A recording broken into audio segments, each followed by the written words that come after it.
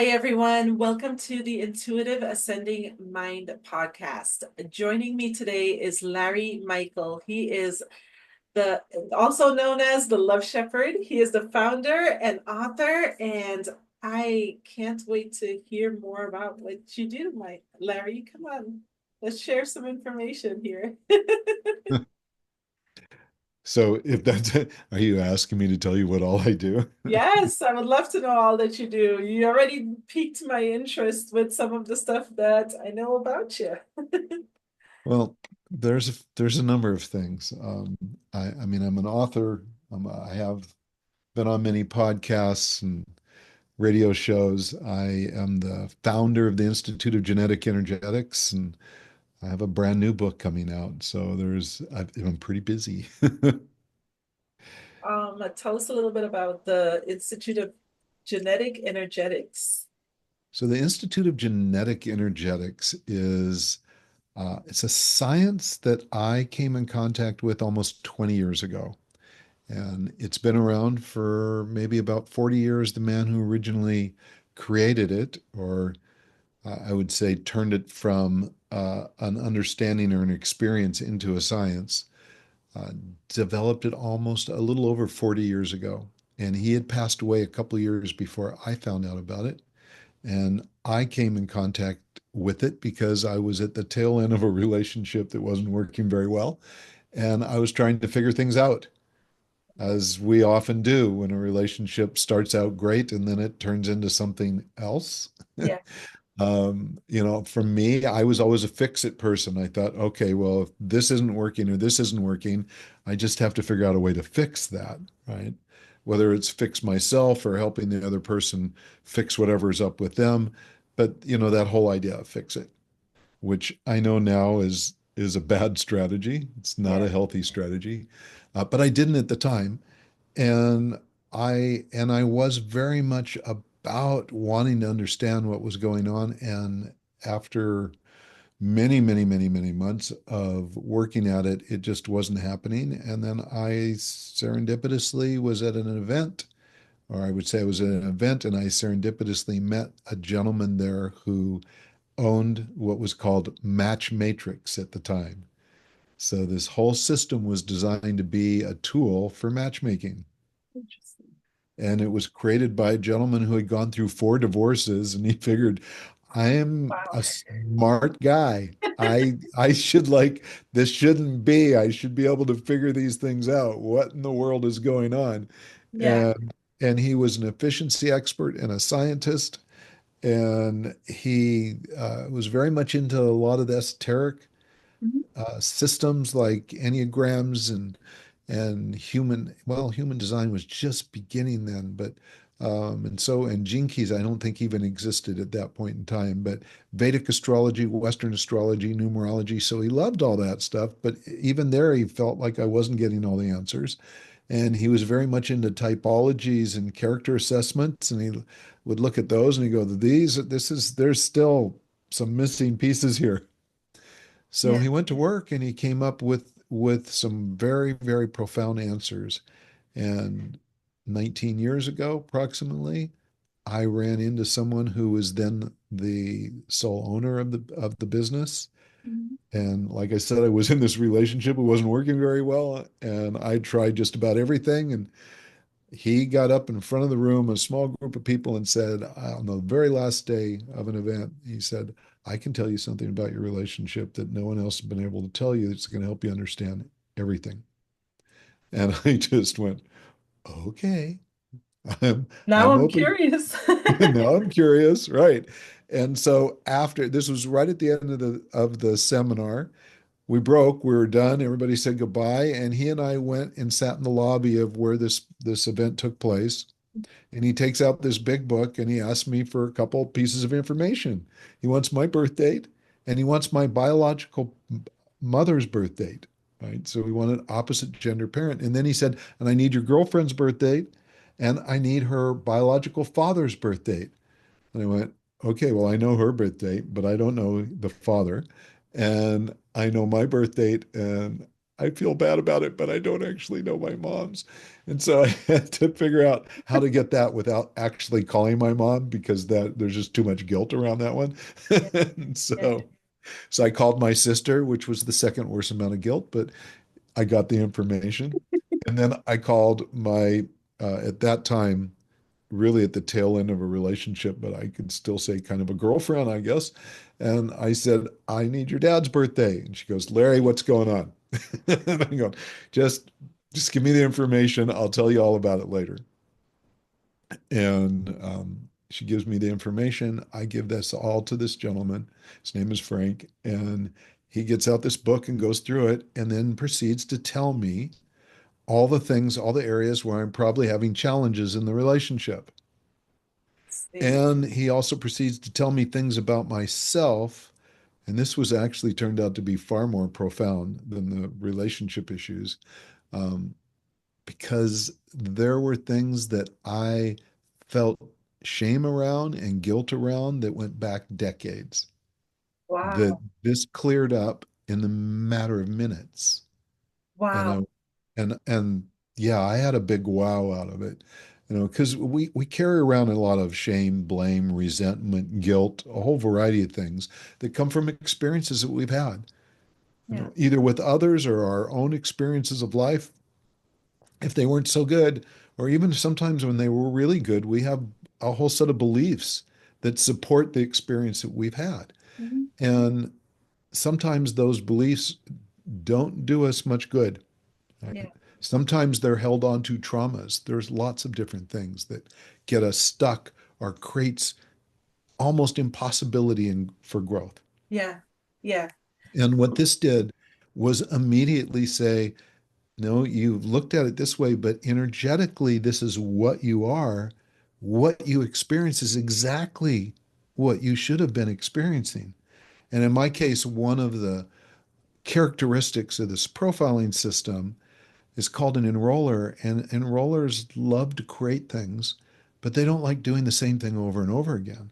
So I had, over the years, started a number of businesses, some of them super successful Uh-huh. while they were up, but I got bored with them. Uh-huh.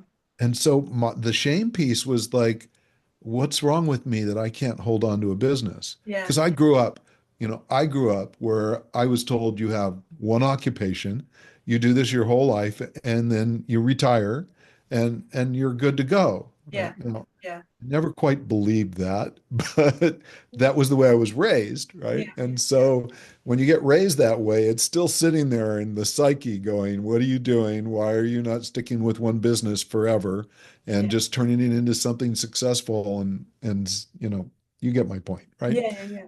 Yeah. And so I had a lot of shame around that. And what this said is that you're going to create things, but then unless someone else runs it, you're going to lose your interest. Mhm. And I went, oh my God, that's exactly what's been happening. And as soon, I had to Alia, as soon as I could embrace that and go, that's so true, because I've created things, they've been enjoyable, they've been exciting. And then I've just like wanted to move on to the next thing. Do you find And that happens in your relationships as well? no different with relationships. Okay. I have a really, really strong characteristic of commitment. Like when I make a commitment, it's lifelong. Uh-huh. So a relationship has to really be in trouble Yeah. for me to let it go. Okay. So there's a pain point there, right? Right, right, right. That sits in. Excuse me a second. I have to do this because there's a dog in the room and the dog wants out. So I'll be right with you.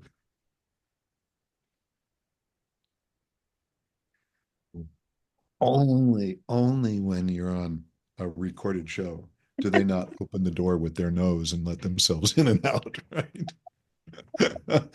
So, um, yeah, so I mean, that was kind of where this started. And then everything else that he had told me about the difference between myself and my partner explained so much of what was going on. And I was very, very interested. And he turned around to me and said, would you like to help me with this company? Because the owner passed away last year. and I need someone to help me market it. And I've been taking products to market a little bit. I've been doing that. I've been in the psychology and sociology and working with couples and singles for decades. But I still had, I was building businesses. And I said, well, this is fascinating. And it was accurate for me, but how do I know it's going to be accurate for the next person?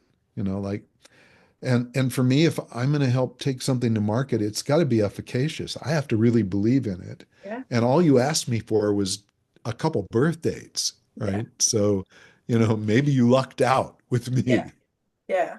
So he said, no, this is what do you need to do to know that you wanted help here? I Mm. said, well, I have to prove it's efficacious. But it I mean, it works. has to be really, really accurate for me to do this because it would be a shift of everything I'm doing into something that seems very exciting. And so I literally took 2 years. And in that 2 years, I interviewed a little over 1,000 couples, and it was never wrong.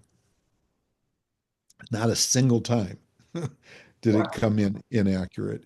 And so I said to him, I'm interested. I want to get involved. And mind you, at the time, the focus was matchmaking. The belief was if you find someone that's really matched well, like if you're the same, that's the cat's meow. That's where you want to be. Yeah. And so at that time, you had Match.com and eHarmony and Plenty of Fish, the early days of kind of the matchmaking world. Yeah. And Tinder wasn't around. And so it was write a profile, find someone, and supposedly they had algorithms that would lead you the right direction, which turned out not to be true. Yeah. But here we had something that you could find out very quickly if you should be chasing down that path or not. And that was the belief around it. So I have a question on it. Does it Sure. have something to do because of I noticed one thing. You asked for the opposite sex parents' birth date. Does it have something to do with that sort of dynamic?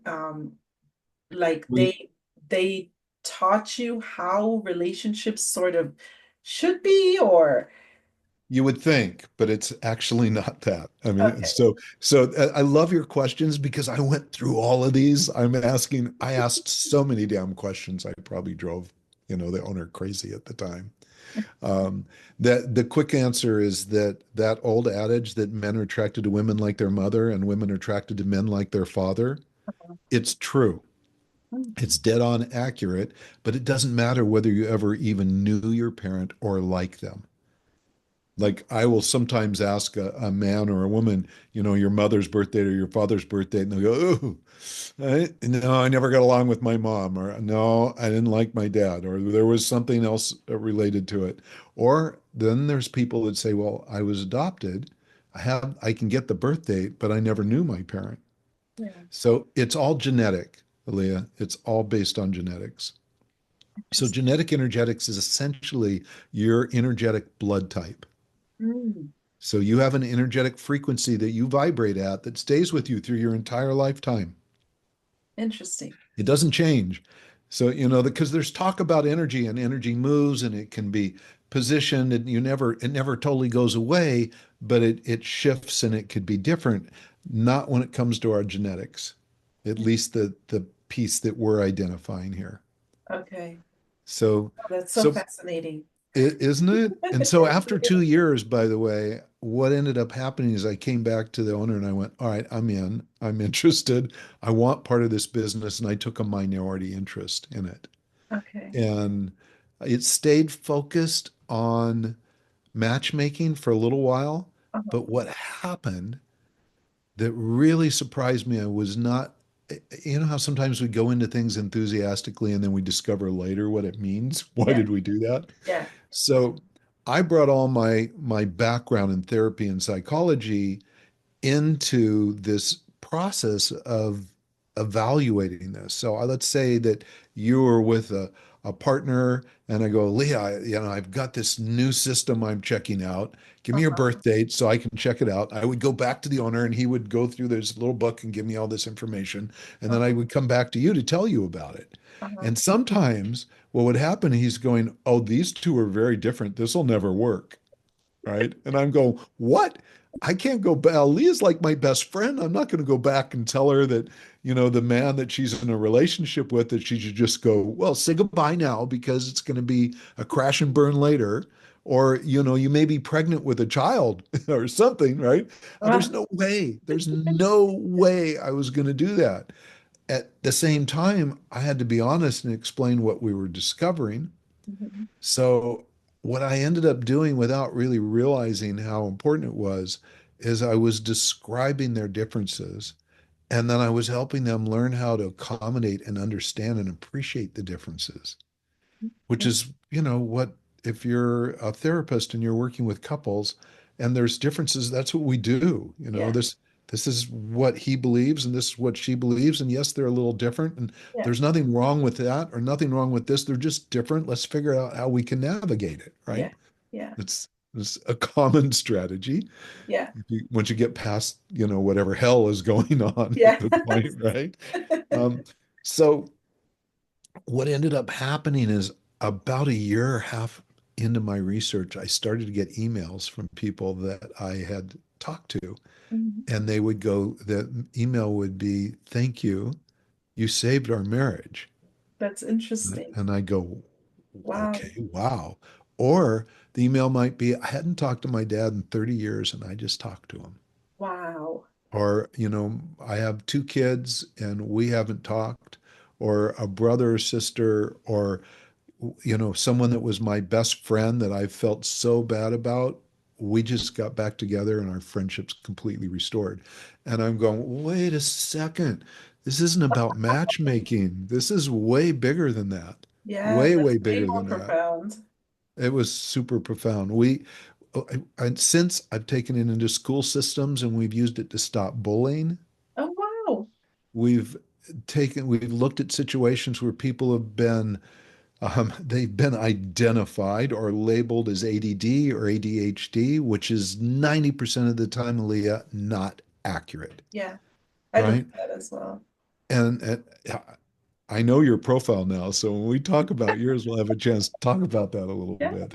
But there are a group of people that are what we call super active, which is what you are, yeah, right? And it means you process information really quick, yeah, right? yeah, And you have very specific ways you like to run your life. And when you have a plan from the time your head leaves the pillow in the morning till it goes back on the pillow at night, yeah, you feel the best. I mean, your body feels great. Now, this yeah, is the typical super active person, right? yeah. But this is typically that's like, oh, what a great day I had. Everything happened, it Yeah, was all that's went exactly smooth. how I am. I'm like, best day ever every single Yeah, it's like, day. wow, this is brilliant, right? And then you get, and you talk to people. Now, I'm moderate active, so this is the speed I normally talk. Yeah, But if I could talk really quick like this and tell you everything about what this whole thing is about yeah, and how it works and give you all this information in 20 or 30 minutes, it would be much more efficient and more effective, and you would enjoy it a lot more than if I would talk this speed, right, right? right, right. And You make the so accommodations. yeah, so this whole interview could be done in 30 minutes instead of whatever it might be. And so here's what happens. A super active person pretty much knows what someone's going to say before they're done saying it. Yeah. And you're just being kind to us, letting us finish our sentences, quite honestly. Thank you very much. You know, I've had to work on that myself because I wanted people to get their thoughts out. You know, when you start when you're coaching, and I've done like 20 years of coaching before I got into this realm of coaching, and working on mind and understanding how the mind works.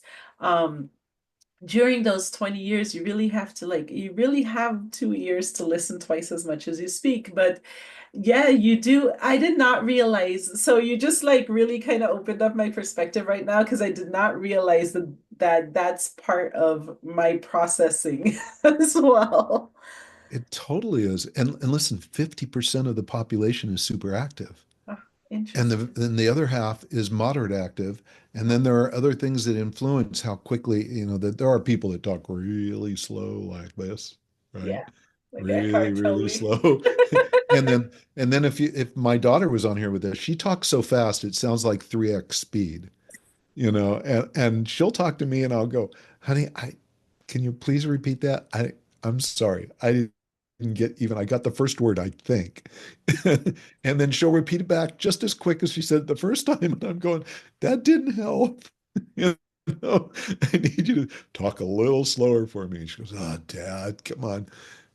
But it's necessary. She just is that fast. Yeah. So here's the thing, as kids, and I don't know what it was like for you in school, but most superactive kids, if they're in a classroom with a teacher that talks really slow, they know what the whole lesson plan is going to be within the first 2 or 3 minutes. So where do they sit? They sit in the back of the room Yeah. because they don't want to be up front because they're supposed to pay attention, and paying attention to this is boring as hell. Yeah. So they sit in the back of the room and they'll do anything. They may doodle, they'll, draw pictures, they'll read a book inside their book because they already know what the plan's going to be. Well, the teacher thinks what? They're not That the paying attention. child is has attention deficit disorder, Yeah. right? There's that you can't pay attention. You just can't pay attention. And the answer is, well, I can, but it's excruciatingly painful, Yeah. right? Yeah. And we don't know that. The child doesn't know that. Mhm. And even adults don't necessarily know that when a therapist says, I want to give you something for your ADHD. Right. And and I can tell you now, 18 years later, and thousands of people I've worked with, that every time a therapist tells one of my clients that they're ADD or ADHD, I ask them to get their therapist's birth date. Interesting. And consistently, the therapists that give that diagnostic are moderate active. Hmm. So you're super active, I'm moderate active. We can't So, connect. We and don't and I relate just somewhat. assume that you can't Yeah. pay attention or that you're easily distracted. Now, Hmm. and I definitely need to say this because there are people that are clinically ADHD, Hmm. right? Yeah. There are, that's not a unreal scenario, but it's just a massively improperly diagnosed scenario. Yeah. So imagine you're a kid, and this happened when I was doing the interviews originally. There was a couple I interviewed in Florida. And when I interviewed them, they said, can we ask you a question? I went, sure, any question you like. They said, we have our daughter is brilliant and we're having trouble in school because they want to hold her back a year and we don't know how to handle it. And I went, well, let's run her profile. So I ran her profile. She was super active. She was the fastest speed of any of the profiles. And then we got the birth date of her teacher. And her teacher was moderate active, was almost the slowest speed. And this is exactly what happened. And they wanted to hold her back. So there was another teacher in her school and that in the same grade, and we ran his profile as well. We switched her to his class, to Mm. the other person's class. I can't remember if the teacher was male or female. It really doesn't matter, but we switched the student to the other person's class. A few years later, I got a message from this couple that their daughter had won like the fifth smartest kid in Florida, right? Wow. Oh And my goodness. so imagine the travesty of holding back a brilliant child, Yeah. right? Just because one teacher looks at a situation and assumes this kid can't pay attention, when really what it is, the child is just way ahead of the teacher, Yeah. you know? Now, Wow. are there special classes for special kids? Because that's a pretty special kid. Yes. And could that teacher, if they knew better, been able to accommodate for that child's needs? In some school systems, yes, and others not so much, right? Yeah. So the educational system as it exists today needs a lot of work. So it's, We know it needs a lot of work in many ways, yeah. but it definitely needs a lot of work in being able to identify kids. It needs a lot of work in being able to teach kids to maintain their beginner's mind and be Hmm. curious instead of conclude and judge, Yeah. which is what my book Lasting gets into a little bit. Yeah. So the this is some of the things that came up with this whole system. And we just talked about something that's called activity level. Hmm. So I'm moderate active. I talk this speed. This is my normal speed. Uh-huh. My faster speed when I talk really fast like this is for you, right? It's totally for Okay. you. And is it worth it? If you're someone I have to work with, or if you and your partner come in and I'm counseling you and you're both super active, I know getting prepared for that session that I have to talk much faster, or you're not even going to want to work with me. After a while, Larry's okay, and he's got some good things to say, but geez, it takes a long time to get that all out. Yeah. And I go, oh, That's so fascinating. Let's do a little information, like draw out some information on mine. Like I know you just did mine not too long ago. So okay. So let's take a little glimpse. this will be really fun Okay, because yeah. you and I, all of our lifestyle traits are different. Okay. We're Okay. completely different, right? So we're going to make the assumption here we are, we're colleagues right now, Uh-huh. right? And we're Yes. going to make the assumption that we're friends, that we've been Okay. friends for a while, and Okay. and there's a friendship growing here. Yeah. And now we're going to find out what we need to be able to really honor that, right? Okay. So the first and probably the one of the most important ingredients is what we call communication style. There's four lifestyle traits. Okay. For each lifestyle trait, there's two variations. Okay. The big one is communication style, how we communicate with each other. You're is what's called figurative. Uh-huh. I'm structural. I pick my words, Lead to mean exactly what I want to say. And when you talk to me, I'm going to define what you're telling me based on the dictionary definition of the word, right? Okay. But you don't necessarily talk that way. Right. Now, if you're working on, an intellectual property piece of work, or you're an engineer and there's certain specific words you need for what you're working on, you can do that just fine. But your normal way of communicating would be to emote, Uh-huh. to share an emotion, a conveyance of emotion. And the words are not near as important as that conveyance of emotion. Uh-huh. Right? For me, the words are everything. So I could say to you, we could be having a conversation, and I can go, listen, what I'm going to tell you right now is really important. And I want you to listen closely because it's going to have an effect on the relationships that you have and the relationships that you might have. Now, I've said that kind of in a monotone, Yeah. right? Yeah. And you listen to it, and unless you're really invested in the conversation, like an interview, you'll Uh-huh. see my mouth moving, but go, "Oh, I didn't hear any emotion. I don't know if I was supposed to pay attention to that or not." Right, right. Because emotion Now, gets a reaction, sort of our right. attention, I guess. Yeah. So if instead I'm going, okay, I need to make sure she hears me. I'm going to go, Alia, this is super important. I can't tell you this is so important. You need to listen to this because it's going to affect everything, Yeah. right? Yeah. And I need to be more animated. And at that moment, you're going, oh, and I could say, and by the way, it's the third time I've told you this, and you go, no, you never told me that before, right? But it's because there's no emotion in it. And so to honor the ability for us to communicate with each other, if there's something really important that needs to be communicated, I do a disservice to you by not being emotive, Interesting. even though that's not how I naturally am, Interesting. right? And if I was to use an analogy, it would be like you were born in Germany and I'm born in France. You speak fluent German, I speak fluent French, and we want to get into a relationship with each other, and we're deciding where we're going to live, and you go, I think you should come live in Germany.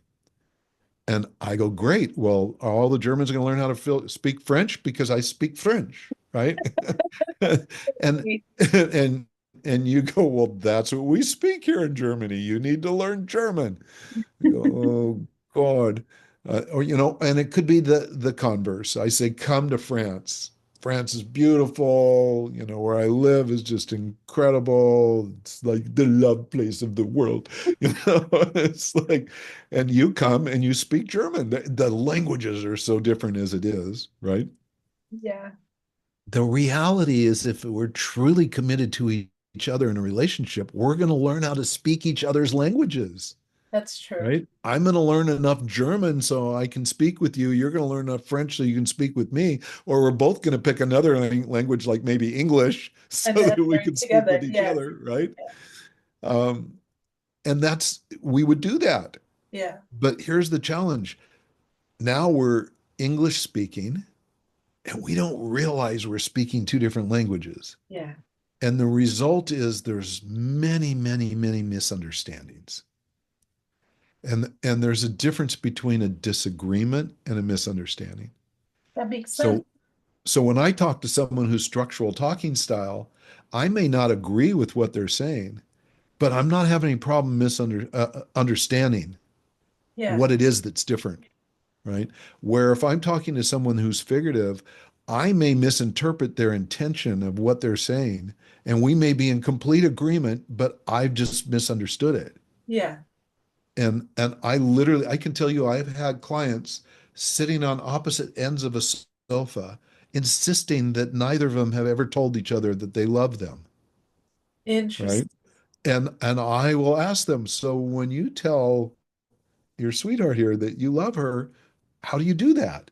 And they'll describe it. Yeah, And then I'll ask the other, when you tell him, how do you do that? She'll describe it. And they'll go, see? And I'll go, see what? She says, they don't, I don't get it. And I said, all right, I'm going to interpret for you. yeah, When he says this, and I'll ask him, when you say this, does it mean that you adore her, that you feel so connected and heard and seen? And he'll go, absolutely. What else could it mean?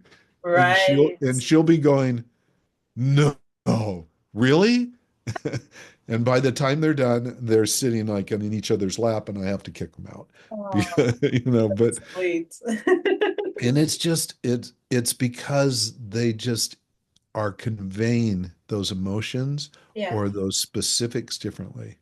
And interesting. this happens with our children. It happens in a work environment, happens everywhere. So if we, at the very core, before we learn any other forms of communication, nonviolent communication, different, that there's dozens of different ways to Okay. communicate and some really good solutions that have been provided for us.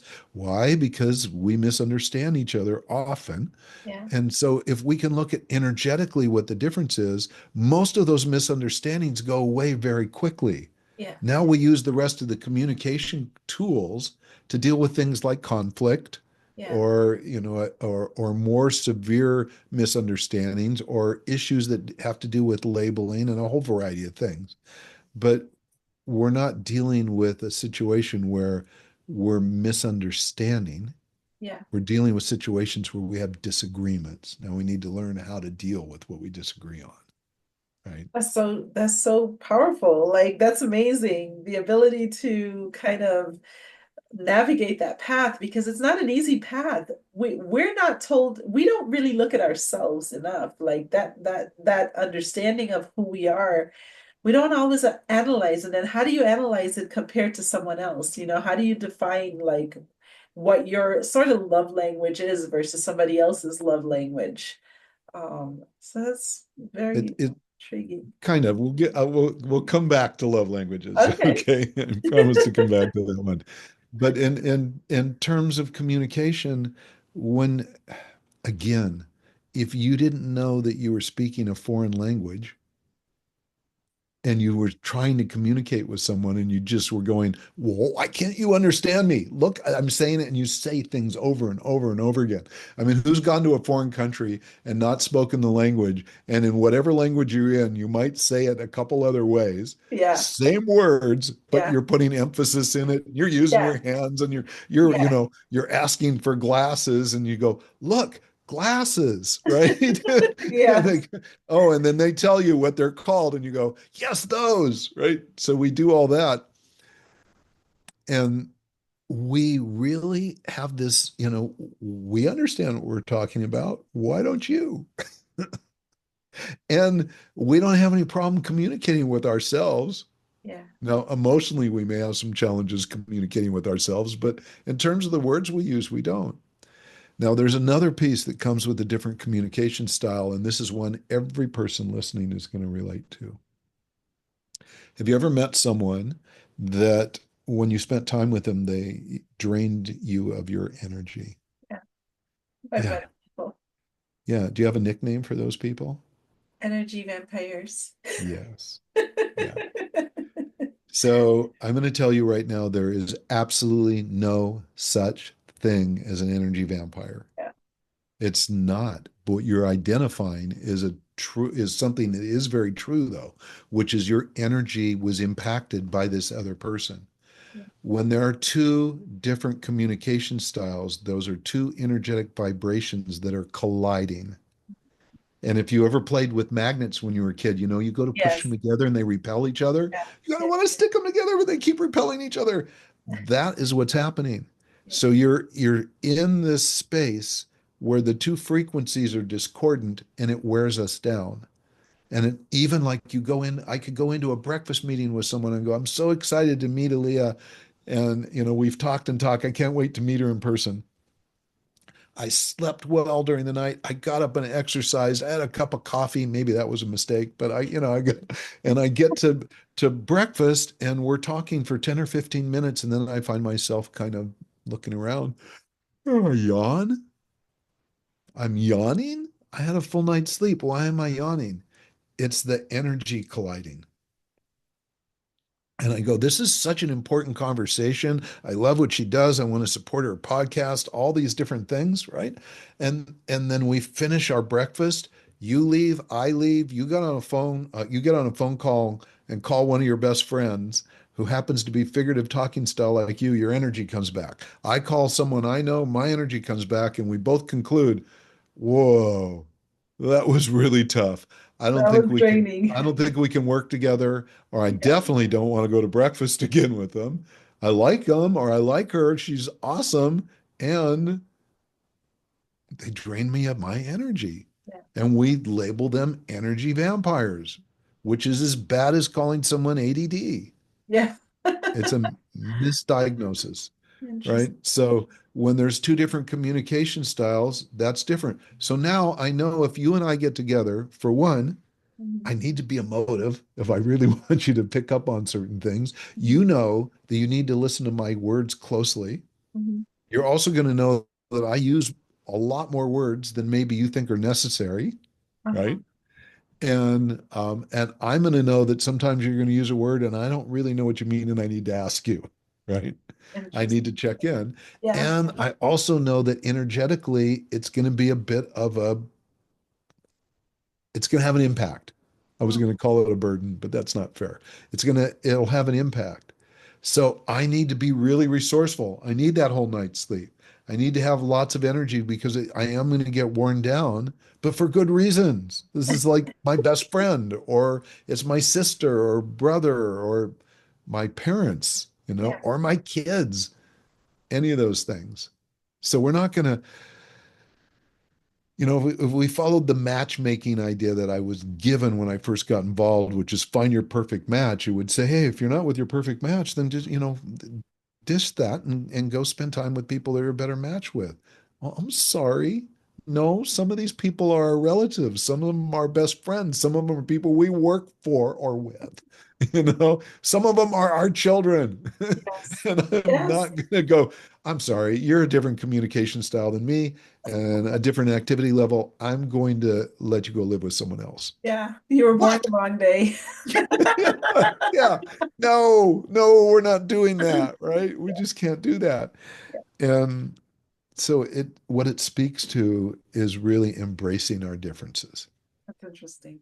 It's And interesting the way when that you we say that. realize that embracing our differences can have such a big impact, Yeah. guess what else that does? Tell me. Well, there's differences way beyond just genetic energetics. Uh-huh. There's people that don't like you because you're a different color. Oh, They yeah. don't like you because you're a different religious Yeah. practice. Yeah. They have infinite reasons not to like you or to think specific things about you. Yeah. And when genetic energetics comes in and says, look at you, you have some basic energetic, genetically coded differences, and is saying these people are important to you. Learn how to embrace those differences. That extends to everything. That's You powerful. literally can't look at someone that's very different than you as something wrong with them Yeah. ever again. Yeah. You can try to, Yeah. but not if you're going to be truthful to yourself and those you love.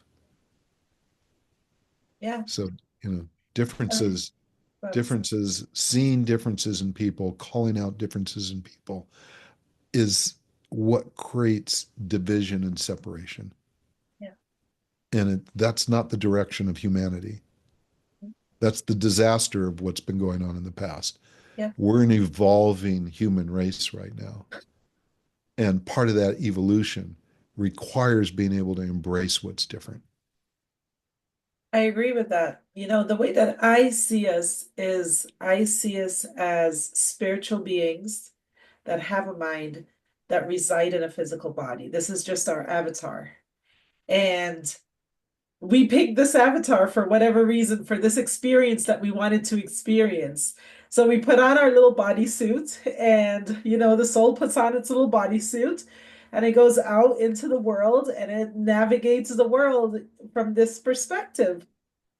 And the bodysuits, the interesting thing about the mind is that the entry level, the way that I look at it is though the entry level into the mind is ego, and ego is where all this separation comes from. Because ego has this desire to say, I am different from anybody else, but none of us are different. We are, we have different life purposes, we have different journeys, we have different unfoldments. But none of us are different. We're all born and we're all gonna die, and somewhere in the middle, we all have to fulfill different tasks, different assignments along the way. It's the way that I view it. So through each level and each assignment, you're gonna learn, you're gonna grow, and ultimately you're supposed to grow through this process and be in service throughout this entire process before death. So I with you most of the way. Okay. The thing that I would say though is that the ego is a necessity, and the ego creates uniqueness about us. We're all unique, right? We're similar and we're unique at the same time. So we have, there's a unity consciousness that's out there, but there's also the fact that in these bodysuits, we have an ego. Now, the ego, when it protects itself, that's problematic. The ego, when it embraces our unique characteristics, as well as embraces the uniqueness of every other individual, Yeah. now has us become what Timothy Freke, he's a great philosopher, would call unividuals, right? And so I think we have to appreciate what the ego is here for, and we have to also be able to distinguish between where it can create damage or where it can create massive beauty and success. Yeah. And that would be the only difference I would call on that. Yeah. I think the ego is driven by our traumas, quite honestly. I agree with that. I So definitely can see how trauma shapes the ego. It definitely does. it does. In fact, I think it almost preserves the ego. And Mhm. and for that, by the way, we need to look at all adversity as traumatic. Mhm. Okay.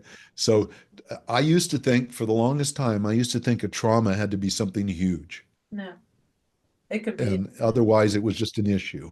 It was just a problem. Now I look at traumas and I go, any trauma that exists somatically or other than consciously or even consciously in our body is going to impact how we behave. And it could be a simple thing like I just cut my hand, Yeah. right? Yeah. And this is painful. And so there's a traumatic experience with that. So it could be something small or it could be something huge, but they both have the same kind of impact, is that they create a kind of separation and need for clarity, right? And impact how we engage. Now, if we're aware of that, we can embrace it. Yeah. I mean, when people say you need to wake up, I'm not big on terms like you're part of the woke culture or any of that. But when people say, how aware are you? How awake are you? It's really how much have we allowed ourselves to be conscious about what's going on around us. And we're not conditioned in this world to be very conscious. We're No, not. conditioned, we're conditioned to follow a Mhm. narrative. I hate that word narrative, by the way, but the they to follow some game plan that's not necessarily ours. In fact, it was not ours, it is not ours, and it's something we have to learn and discover what our own game plan is. Yeah. So that's our hero's journey, if you will. Absolutely. Absolutely. I think we do have that responsibility to ourselves. When we don't Yeah, fulfill that absolutely. responsibility, we become depressed, which I think is suppression of expression. We're not expressing ourselves effectively. And that's what causes that type of depression. Our ability to give light to something we're created to be creators. We can't deny that about ourselves. So, yeah. When Yeah. did you know that this was going to be your path? At what stage in your life? Well, when I learned about this and I really started to do the research on it, and then I saw the impact that it was having, Uh-huh. I knew that there was nothing else I was supposed to be doing. That I showed up at the right time. For whatever reason, I showed up at exactly the right time to be the person to do the research, to grab this information. And eventually I bought the company. So I own the technology and all of that because I wanted to take it out bigger than just matchmaking. Yeah, Matchmaking was fun and it's great and it's valuable, but it was only a portion of what it could do. yeah, And when I saw that, I went, this is what I started this trajectory when I was about 12 years old. And everything I've been doing through the entire history has been preparing me to do this work. And when I uh-huh. realized that, I went, okay, I have to do it.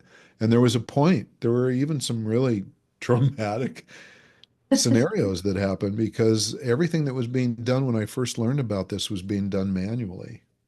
It was all the computations were done manually. The gentleman who created this system, it was I mean, it's a mystery. It's magical how he ever pulled it out. It's just absolutely a gift to the world. And but he did all these computations manually. They got put into a book, but the book you still had to look it up manually. So we had to turn it into an algorithm Uh-huh. so that we could scale. I mean, now Yeah, we have millions of people that have run these profiles. We never could have done that without scaling up and yeah, coming up with an algorithm. So when we hired a team to help us build the algorithm, we took the instructions that, by the way, I didn't own the company then, so I never saw them. It was like me asking for the what do you call it? The recipe for Coca-Cola. No, that's in the safe. You don't get that. yeah, yeah, You yeah. can be a partner, but I'm not giving you that, right? And I went, okay. So when when the company was purchased and we ran it through a group that created the algorithm, at the first run, we had 15 or 20,000 errors, right? And I'm thinking, oh my God. And it was so hard on me because I so believed in this and I went, if this is that inaccurate, I can't do this. Yeah, I can't do this. I mean, I see the value and I know the value it's had on thousands of people, and it must not be my path. yeah, And so we looked at it again. We tried to reverse engineer it. We found some mistakes in the way that the information was provided to the group that was putting together the algorithm, yeah, and we're able to finally get it down from like thousands and thousands of errors to a couple thousand errors. And I still thought it, but it's still a couple thousand errors. This is not okay. yeah. And so we had what was kind of, have you ever heard the term a forensic accountant? Uh-huh. Yes, I have. Right. So basically this was like a forensic IP person. Yeah, And we bring him in and we show him what we're working with, and he looks at it, like a week later I get together with him and I'm nervous, Alia. I'm really nervous about it because I don't know what I'm going to do if I don't do this. yeah. And he says, well, first of all, the gentleman who created this, there were 550,000 manual computations that he did, Wow. right? More than 500,000 computations, all done manually. And he says, and there is less than at 2,300 or whatever it was, 2,300 errors. That is such a tiny percentage. He says, actually, that's the piece that's unreal, that there's that few errors out of a 500,000 computations. Wow. He said, so don't feel bad. You actually have something that is more miraculous than I can tell you. So And fascinating. so I just like, I went, okay. And that, at that point, I've been, no holes barred Yeah. on this ever since. And it's, my desire, I would like every human being on this planet to run these profiles and know this information. And is it so they can label each other? Absolutely not. Yeah, it's just You're opening up you're your awareness. figurative talking style. I'm structural talking style. If I look at your profile and go, well, you're figurative, that's going to be a pain in the ass, and figurative people are this, and this. Then I have, in that moment that I've labeled you with my own typology, the moment I've given you a label, I've put you in a closet and say, this is the way you are, or in cement boots or whatever. Yeah. And how does it feel when we get labeled by anybody? Yeah. It's horrible, right? It's it's horrible, but the particles also behave in the manner that you look at them. True, true. So And but can we say that about our blood type? If you look at your blood type and it's A and you want to look at it as O, is it going to change? it's not going to change. It's Yeah. not going to change. Yeah. So in this case, we're looking at a genetically coded frequency. It doesn't change. Now, can I have a different impact if I see you differently? Yes, because I'm going to talk to you differently, right? Or if you behave a certain way. And this is like, we have energetic relationship practitioners that we train. And on the very first day of the training, I tell them I'm going to give you one of the most profound systems you've ever worked with to help people, help understand people. It's not the only system. It's not the only one. There's lots of others. But this one is super profound. And I'm going to tell you it's going to have labels and it's going to have names for things. And I don't want you to use them. They kind of go, what? And I went, no, I don't want you to use them to project on someone how they're going to behave. Yeah. I want you to use them to help you define what you're experiencing when it happens. So if you look at, you do a character assessment or an educational assessment for a child, and they tell you this, and this, and then you go in there expecting the child to be that, you have made it impossible for the child to be anything else. Instead, take that assessment, hold it, and when it comes up, when the experience comes up, now you have a tool for understanding it. And Yeah. you know how to work with it, but you're not labeling anyone. One of the worst labels that comes out these days right now is a popular word is narcissist, Oh yeah. We hear right? that a lot. People get called a narcissist. And it's I mean it's just bantered around as if it was like water. And it's a horrible label. Now, all of us have narcissistic moments. Mhm. Every single one of us. Thank you, Yeah. ego, right? Yeah. That doesn't make So, us a narcissist. yeah. And so if we label someone that, they may have, whoever the person was, the two people that were experiencing each other, Yeah. there may be enough friction and things go on there that narcissistic behavior developed, right? Yeah. Or showed up. And then you take those same two people and you put them with two other people, and you might not see it at all. Yeah. But if we call one a narcissist, we have failed.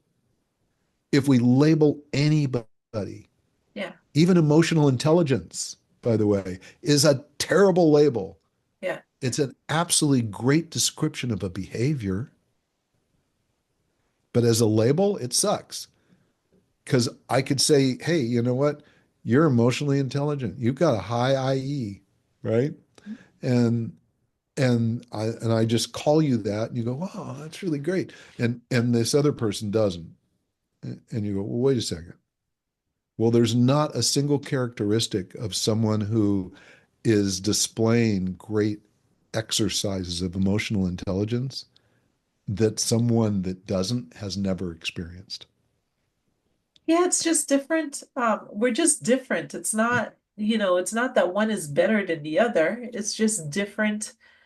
But it's about knowing ourselves too, because if like let's say I was very emotionally fragile, and I cried easily, then to the person that I might be in a relationship with, I might say, "Hey, I cry a lot, but that's just part of who I am." You I'm know, sensitive, right? I'm sensitive, Yeah. exactly. And for me, I almost have to prep people, hey, you may not get the type of emotional reaction that you might be expecting from me. It doesn't mean that I don't care. It just means that I I look at things dualistically and I always bring myself back to a center spot. And that's training that I've done. And part of it, was just my upbringing as well. I had a mom that was pretty emotional. And she taught me how not to be emotional, if that made sense. It makes Because total I, sense. I have a sister that's pretty emotional as well at times, and she teaches me how not to be emotional because I don't always value the highs and lows of this the emotional outbursts. So I always said to myself, I'm just going to regulate myself to calm. That's the desired destination that I wish to be in. So even when I'm excited about something, I don't show excitement. Or if I'm anxious or have anxiety on the flip side of that, I don't show a ton of anxiety. I mean, not now. Before I used to. I used to deal with anxiety quite a bit in the past. These days I've So you've managed, taught yourself to regulate, I've taught right? myself to regulate. I've spent Right. a lot of time developing the ability to regulate. Right. And I think we all have to do that to some degree. Yeah. I mean, there are people that have no emotions. I remember the first time one of my closest friends introduced me to a word that I'd never heard before. And I love this word. He says, you just have to gush. What does that And mean? by gush, he means like, just, oh my God, this is so wonderful. I love this. It's just allowing yourself to emotionally express, and just Yeah. go, this is the best. My whole body feels so good, and to bring it into your language. Yeah. And so when I think like if on a show like this one, Uh-huh. I don't know what everybody's going to be. They're all going to be different.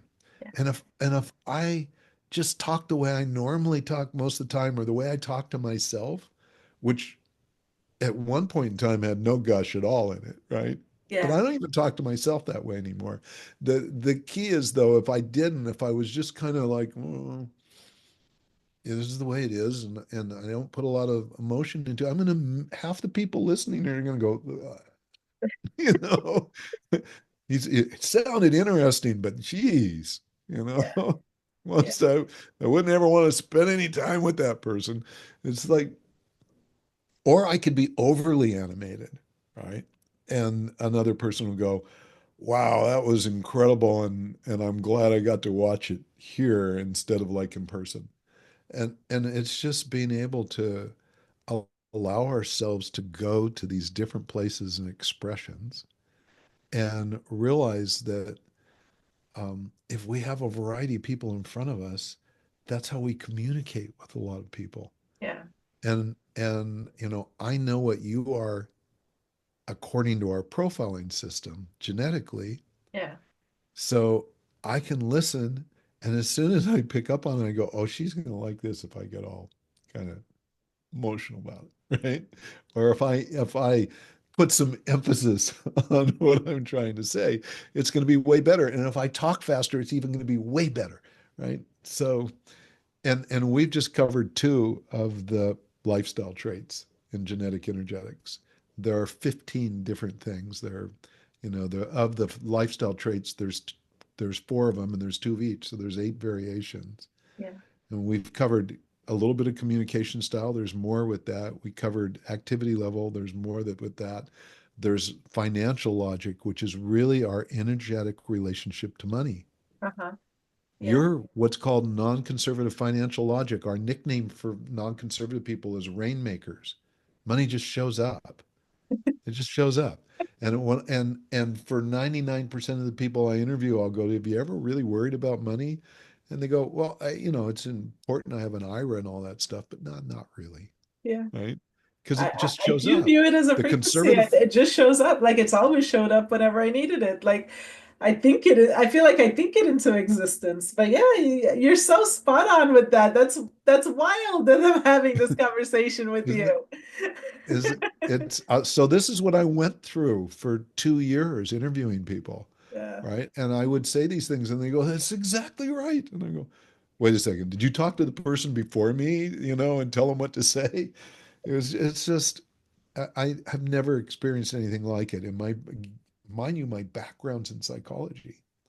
So, Larry, there's that's so lots of personal about different me things that that I've nobody learned. knows, though. That's so personal about me that I think nobody knows. When you say Rainmaker, and I was like, yeah, I do. I completely think that way. So half the population are rainmakers.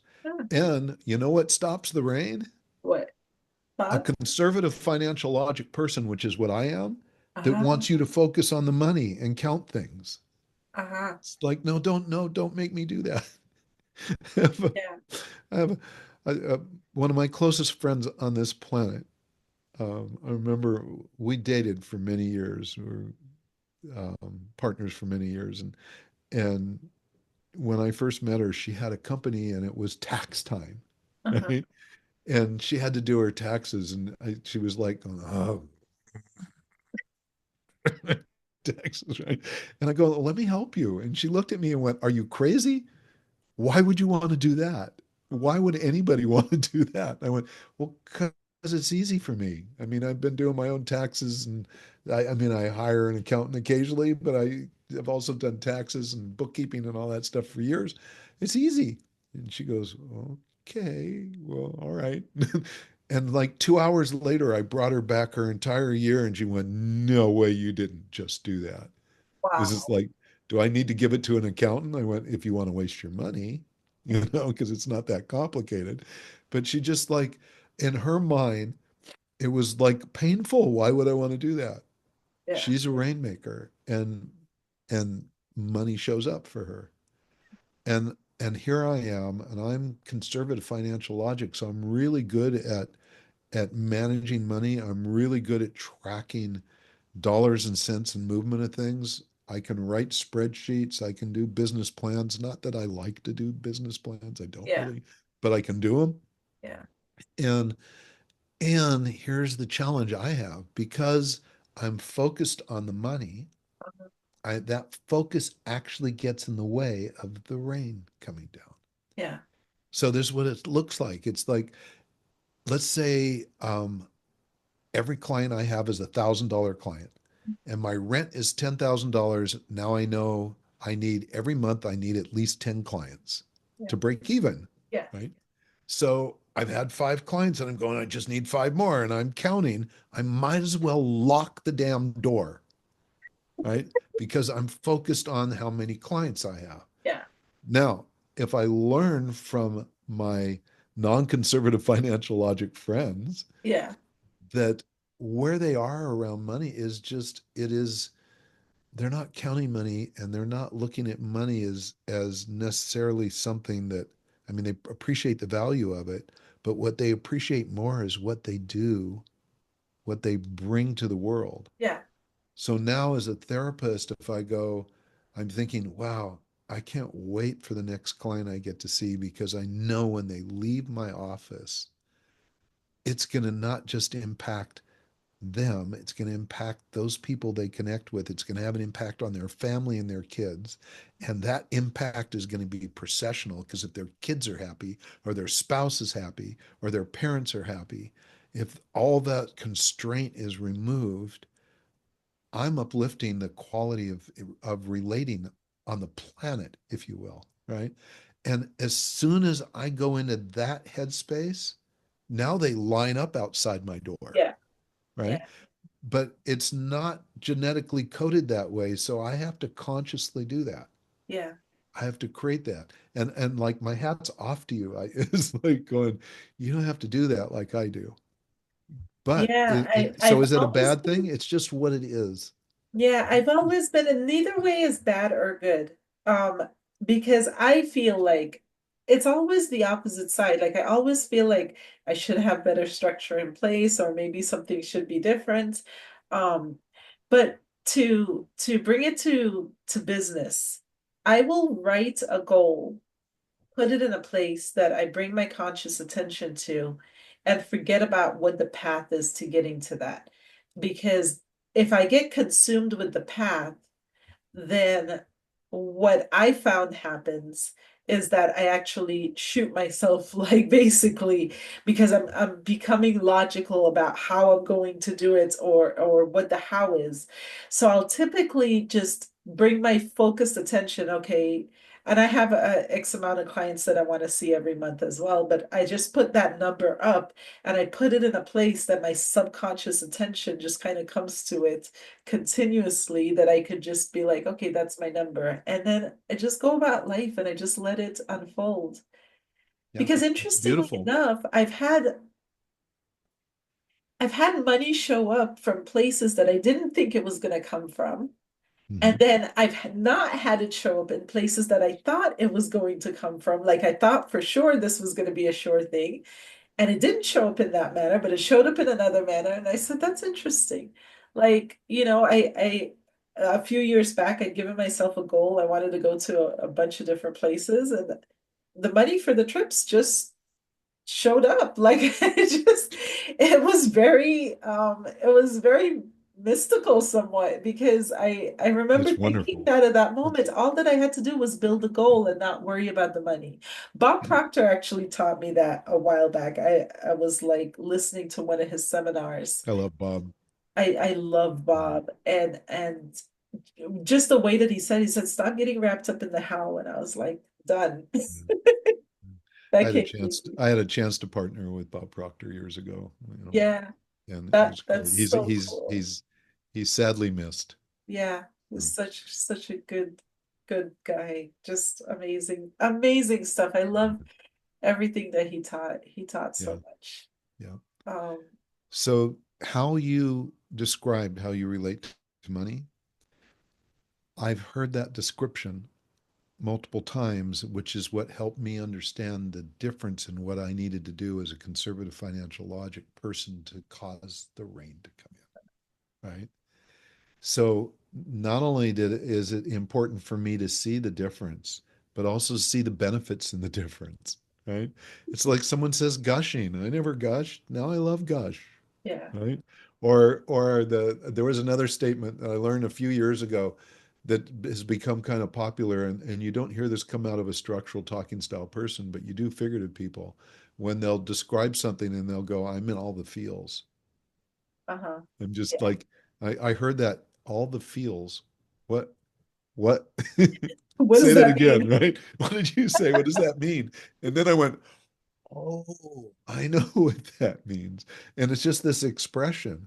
And Yeah. here's the interesting thing, a structural talking style person that seems like they're not very emotive. Oh, we got all the feels going on inside. Mhm. It's all there, but we Yeah. don't express it outwardly in the same way. Yeah. So there's lots of little intricacies. I mean, the whole system. Um, I sent you a report, and we're going to give everybody a link for this report so they can get their own. Okay. But there's another report, like if Yes. for people that are in partnerships, that's this first report is like 5 pages long. The other one's 38 to 93 pages long. Whoa. So we go into detail, and I was working on a book that goes deep into genetic energetics when the book that I just finished was put in front of me, which is a whole nother story that is unbelievable. But so, I mean, there's money. The next one by the next lifestyle trait that actually is the one that is the most challenging when there's not a match is called sexual response type. Interesting. And this one, statistically in our system, and this isn't scientifically proven statistics. This is just anecdotal from what we've researched and the answers we've got. And does could we do some really great research with this? Absolutely. It just hasn't been done on a scientific level yet. Yeah. But statistically in our system, we found that 95% of the people that are not matched for sexual response type, Uh-huh. those relationships don't last over time Interesting. unless they know about the difference and they know how to accommodate for it. Yeah. So, two things. One, they need to know Yeah. so they can appreciate, and then they need to know what to do to accommodate for it. So, That's you want to hear interesting. what's the difference between the two different Sure. sexual response types? Go for it. This one is really fascinating because if you were to talk to David Data or John Gray or a variety of experts in the field, even tantric practitioners, they will tell you that all men source their sexuality, their desire for sex from the core. They get a hard on, they're excited, it means sex. Yeah. Let's do it, right? And they'll say, and all women come from their head and their heart. Yeah. That's the stereotypical belief. Yeah. It's 50% wrong. Oh, interesting. The reality is that there are two different types. There's a mental emotional sexual response type person, Uh-huh. and that's 50% of the men and 50% of the women are mental emotional. I'm one of those. I'm mental emotional. So for me, the prelude to sex is really important. Now, I might be able to have a quickie every once in a while, but it would never sustain a relationship. So the romance, the prelude to sex is super important. I have to feel it. Yeah. I have to really there needs to be an emotional heart connection there for me really to want to engage and stay engaged, That's right? interesting. And again, there's exceptions, Yeah. right? Right, right, right. So, but for the most part, that's for the relationship to last over time, I have to have that. Yeah. And then there's a physical sexual response. And by the way, the mental emotional, our sexual energy is always moving. It's on the surface. And so other people can feel it and sense it. They Uh-huh. pick up on it. And hence, like mental emotional women, the thing that bothers them the most is they constantly have men feeling like they're flirting with them when all they are is interested. They ask a question, they're curious, who are you? And next thing they know, they think the man is thinking they want to take them home with them. Right, And it's right. like the most annoying thing in the world, and they hate it. And so you can almost tell who's mental emotional with women based on how they dress, because they'll dress very conservatively, no low cut, no short dresses, because they get misunderstood all the time. Yeah. The only time they dress really flirtatiously usually is when they're out for something or it's for Yeah. their partner, right? Yeah. It's Yeah. with clear intention. But otherwise, they will never dress that way. They'll layer, they'll do all kinds of things Yeah. just to kind of conceal what they think is misunderstood sexuality. Yeah. For men, it's a little bit different. We're misunderstood all the time as well. So if I'm really excited about someone and I'm curious and I talk to a woman, she's going to think I'm hitting on her as well. And Uh-huh. she's going to feel my sexuality and going, ooh, this is creepy, and want to put me in what's called the friend zone, which makes a lot of mental emotional young men very uncomfortable and insecure around their sexuality, right? It makes Yeah. mental emotional young women feel like they're doing something wrong because their parents and their teachers say stop flirting all the time Yeah. when they're not. Okay. Yeah. So that's problematic, something to understand. Now, the physical sexual response type person, this is the other half of the population, both male and female, Yeah. right? They source from their core. Our nickname for them is when you're hot, you're hot. So Okay. they like they like the foreplay, they like all that stuff, but I'll ask you, do you need it? Um, Probably not. So there you go. So But you know the my answer, score. so here's the thing, and here's the fun part. I have interviewed thousands and thousands of men and women. And with women, it is so fascinating because guys think they're supposed to just be, you know, when I'm excited, it means I'm supposed to be ready to go. Yeah. That's where we've been trained for that. I mean, the whole world thinks that's the way we behave. Yeah. And we may feel like it's not really working for us and we think there's something wrong with us. Mhm. Right. So a woman goes to a Tantra festival and the Tantric practitioner says, yeah, you source from your head and your heart. And then they go, well, wait a second. No, that's not quite right. Is there something wrong with me? Uh-huh. Right. Yeah. There's nothing wrong. They're just physical sexual response type. And so I will tell this story and I start with like I did and about the mental emotional and the foreplay and all that kind of stuff. And they'll go and I'll be describing it. I'll go, what do you think you are? And the person goes, well, I like all that stuff. I like all those things. I went, yeah, I get it, but do you need it? And it's one of two things that happens. The first is a pause. And it's a subtle little pause, right? Because the mental emotional person will just go, absolutely, I need it. There's no pause. Yeah. There's Yeah. not a second pause. They're Yeah. answering it before I even ask the question, Yeah. They right? already know. The other person is going, well, no, no, probably not. But I like it. I like all those things. Like bring me flowers, and Yeah. chocolates and cook dinner for me and all that's yummy. That's great. But then the question is when you're hot, you're hot. It means Yeah. like when I want you now. Yeah. So, and your sexual energy is held inside. Because we're two different energetic frequencies, and you and you're physical, I'm mental emotional, right? Because we have two different frequencies, we don't harmonize in that area. So my sexual energy is moving all the time, but yours is held inside. I don't have the key to your lock, That's right? interesting. Another physical sexual response type person comes around that is interesting to you, Uh-huh. and you could just hold hands with them, and that frequency match opens you up and the kundalini energy starts to move in your system, which is life giving, right? It needs to move, and you go, "Oh, this is my person." Yeah. Now, what if we're in a relationship with each other, and we're in a marriage with each other, and we're different? Here's what happens, and I'll give you an example of a relationship I had years ago. After I learned about this system, it was so obvious to me, Leah. It was like, wow. So the gal I was dating was physical sexual response type. We were matched everywhere else. It was really a cool relationship. I love this woman dearly. She's still a great friend. And she was a doctor and she was at work and I knew she was coming over for dinner and she was going to be there at 6 o'clock. So earlier in the day, I went out and I went to a floral place and bought all these flowers and I came home and made flower arrangements. I put candles on the table. I have dinner ready. I've got a fire in the fireplace and I've got her favorite music on.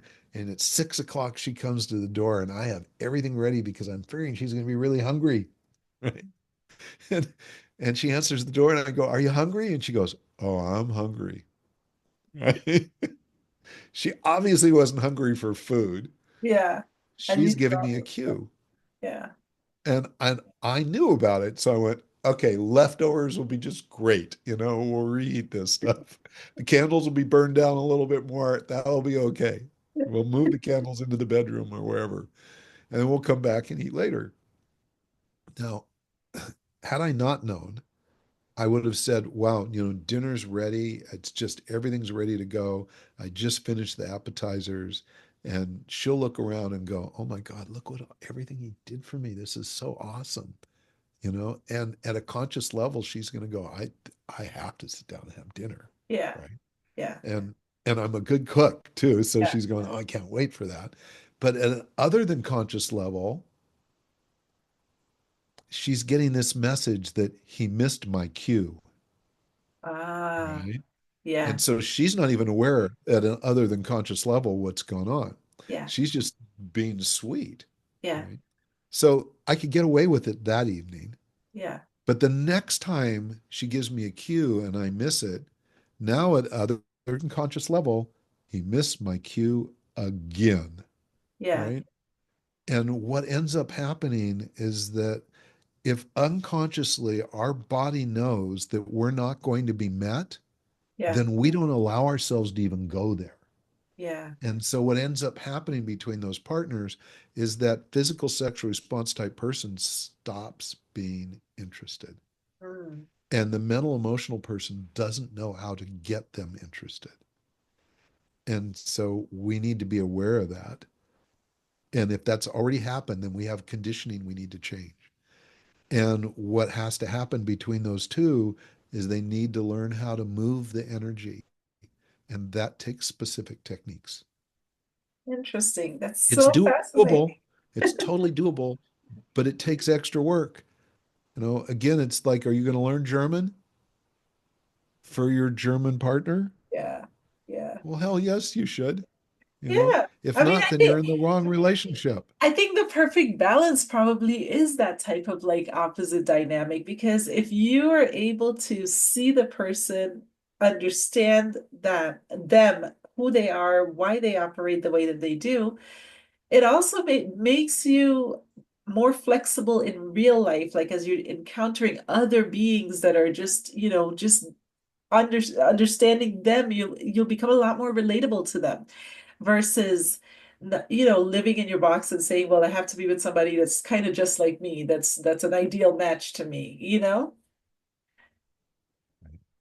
Well, here's the reality around that is that we all, and you know this, everybody shows up in our life for a reason and a Yeah, purpose, yeah, right? And there's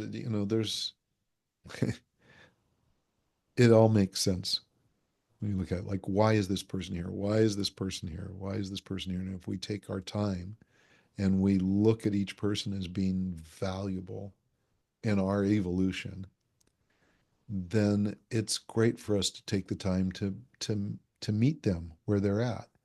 Now, yeah, there are some people that as liberal as we are, as conscious as we are, we go, "Mm, no, right? Like, I get it. I see how you are. I hear how you are. I'm listening to your beliefs. I understand your beliefs. They're not mine at all. And we really think things differently. We value things differently. We have different mission and purpose in life. And God bless you. Enjoy your life, right? right. And what we need to get to, though, is to the point where we can discern that and where we can be unapologetically expressed enough to hold that position. You're Yeah, not my person, yeah, right? yeah, And that doesn't mean you're a bad person. I think you're right, great, but you're not, my one, if you right, will, right. right?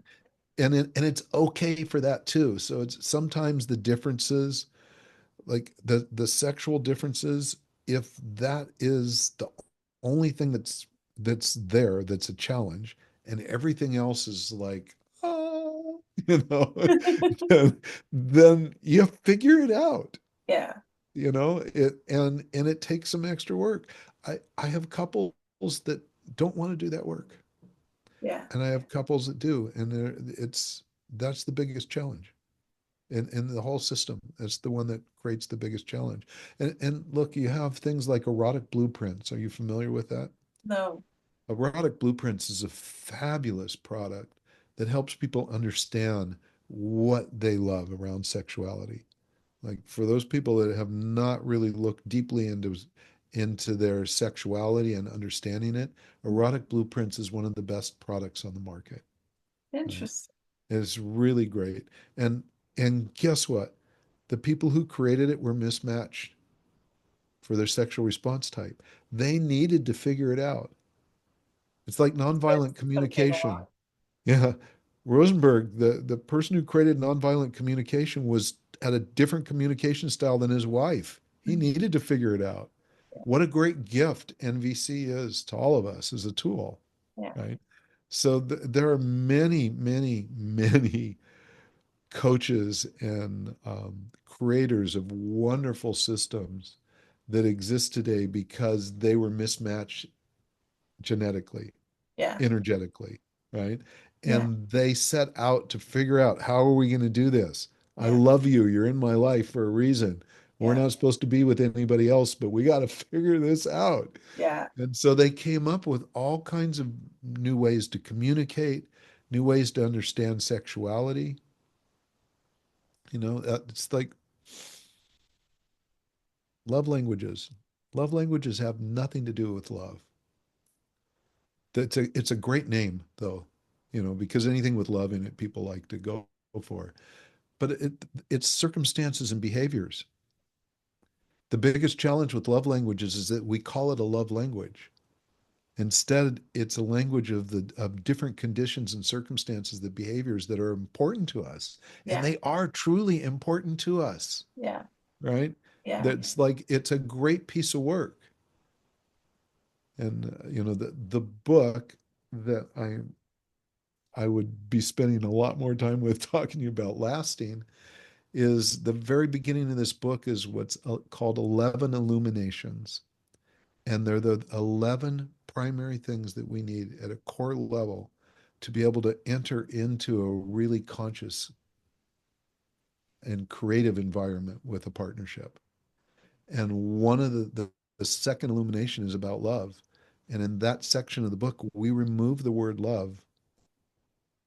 We completely remove it from the vocabulary. It never shows up in the book or in the questions again till the very end. Interesting. And we do that so that people won't use love as a way of summarizing what it is they really want to experience. Ah, okay.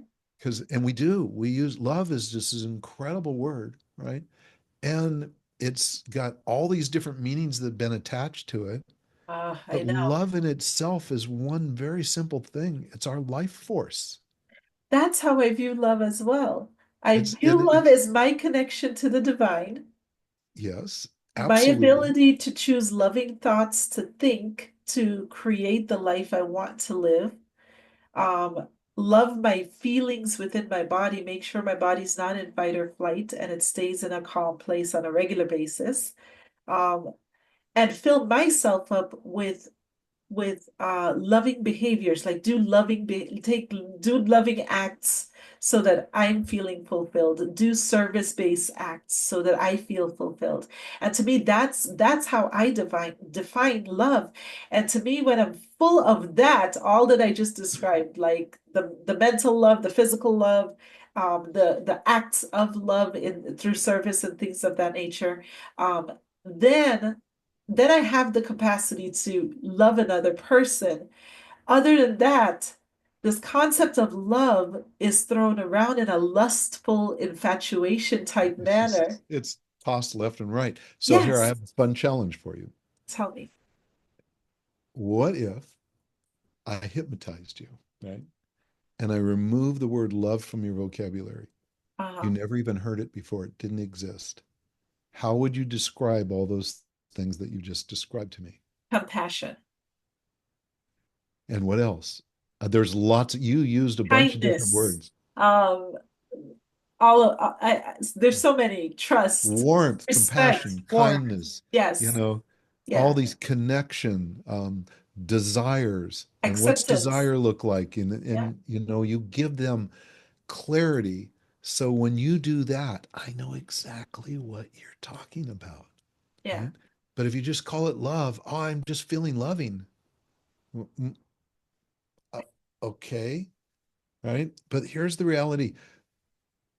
If it's our life force, guess what? Love is never gone. We're never without it. Never We're without it. never broken, ever. Yeah, As long as we're breathing, we are love. yeah. So, everybody listening right now, if you're looking for love, stop. Stop. Take a breath. Yeah, Stand in front of a mirror if you need to. Go, feel your heartbeat. Love. You that's got it. love. You Yes. got it. It's there. It's there. And it's not going anywhere as long as you're breathing. Yeah. But here's what happens to us. We get up in the morning, we do the most unconditionally loving thing we can do. We take a breath, we choose another day, right? And then we swing our feet over the side of the bed, and it's winter, and we put our feet on the floor. We go, it's cold. Where are my slippers? Right. And then we realize, oh, and the dog needs to be fed, and the Yeah. kids need to be fed, and they got to get off to school, and I got to go. I've got a presentation at work. I call that all the shit comes in, right? Yeah. Yeah. And it's not bad shit. It's just shit. It's Yeah. stuff. All Yeah. the stuff comes in, and we didn't take long enough to go, be grateful for life. We Yeah. just stepped off the bed into all the other things we need to do. And now we're going, why are we asking for love? Because we kind of ignored it Yeah. at that moment. And now we're going to give it all kinds of names. We're going to call it agape love. We're going to give it all these other designations. And my belief is that when we do that, we set ourselves up for a problem. Yeah. Because let's say you and I are in a relationship with each other. Okay. And we'll use love languages as an example. Okay. Okay. And for you, acts of kindness are really huge. And the next is physical touch, right? You just like those two things are really big. And I know that. And I I mean being kind and adoring you is my favorite thing to do, and hugging you and holding you and massaging your feet and all these kind of things. It's like I get great joy out of that. And so you feel loved, Yeah. right? Now, I come home from work one day and I'm not the same person. I'm up, I'm clearly like I don't offer to massage your feet. I don't even give you a hug. Um, I'm even kind of cold. And I came home. Let's make it even more complicated. I was out of town for 3 days and I come home like that. Mhm. And you're going, whoa, what's going on here? Yeah. What's going on? And you ask me, how am I doing? I'm going, I'm fine. I'm just fine. Right? I'm okay. I just, lots of things going on. Work is busy. I give you some excuses and you're going, boy, this doesn't feel like what I'm used to. Yeah. And you've attached this love word to those other Ah, I activities, see. right? Yes. Right. Okay. And so the Yeah. first thing you do, you're going to do one of two things. You're going to go, wow, does Larry not love me anymore? Yeah. Or am I not lovable? Yeah. So because the behavior hasn't shown up, you've depreciated either yourself or myself, Yeah. one of the two of us. Yeah. And that is a horrifically damaging thing. Mhm. A couple days goes by and you're going, whoa, this is still going on. And finally, after you're feeling so depressed because love is out of your life, you're wondering what's happened. Am I a bad person? Is he having an affair? What's going on? You finally go, I just need clarity. And you go, Yeah. Larry, what? You have not been the same. What is going on? Mhm. And you go, well, I got fired Mm. from my job. And I didn't want to tell you because finances are so slim right now and you're doing a lot of work. And I was hoping I could figure something out and have an answer before I told you I got fired. And also on the way home, my car's in the shop because I got in an accident. I was so depressed that that's why the car is not here. And I also found out my brother has been diagnosed with cancer. Good Lord. With that, you're going, oh my God, all this time. And you have this moment of going, and I have been such a fool. I've been so worried thinking that our relationship is over. Yeah. And and and I say, no, God, I'm so sorry. No, I love you. I care for you every bit as much as I've ever cared for you. I am not going anywhere, but life is really fucked up right now. Right? That's what happens when we assume that behaviors are an indication of love. That They're makes not. sense. Absolutely. They're not. So guess when we do say you're going to like this part because you already alluded to it a little bit. There's two times when we say I love you. Guess when they are? Um, when something bad happens. That's partly true. That's partly true because when Uh, something bad happens, we may say to someone I love you so that they'll feel better, yeah. right? Yeah. So when we're doing that, we're using love. It's actually manipulation. Yeah. It might be with good intention. Sometimes it's not. Most of Yeah. the time it is. But it's like, or someone says, I love you, and you think you need to say it back because if you don't say it back, they're going to think that, Yeah. you're not. reciprocating love. Yeah. That in itself is, but so that's one. What's the other time? Um, I guess you could say I love you in a, I mean, in a relationship when you really do love the person. Like there could be some an honest response of I love you. So when you're feeling love for another person, what happens? Where does that come from? Where does You that just have come this from? deep sense of It love. comes What? from appreciation. I think appreciation is one of the things that kind of sparks it, maybe a catalyst for it.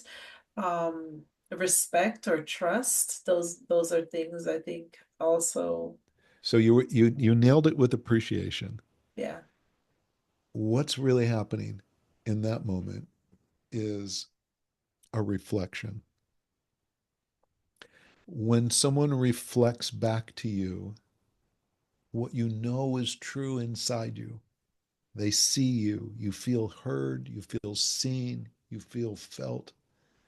That's when we turn around and go, oh my God, I love you. yeah. So, what we're really saying is, thank you, I love me. That's Yes, what we're really doing. yeah, But the person sees you so well, they reflect back to you who you are, they recognize you. There's empathy, there's understanding, there's this sense of knowing you that is so strong that sometimes you forgot who you were until yeah, that person showed you, yeah, right? yeah. It's like I tell this story.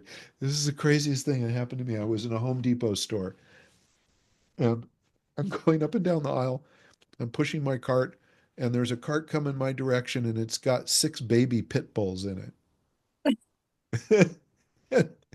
In Home Depot, and they kind of stop, and they're all jumping and wagging their tails, and they're so cute. And I go, "Oh my God, I love dogs." I said, "I love puppies. I love puppies," and I'm expressing this love for puppies. The reality is, I don't love puppies. They Yeah. piss and shit, and they whine, and they're a pain in the butt. They're, you know, if it's fun to hold them and play with them, and then someone else needs to raise them for a while, so they bring them back when they're trained.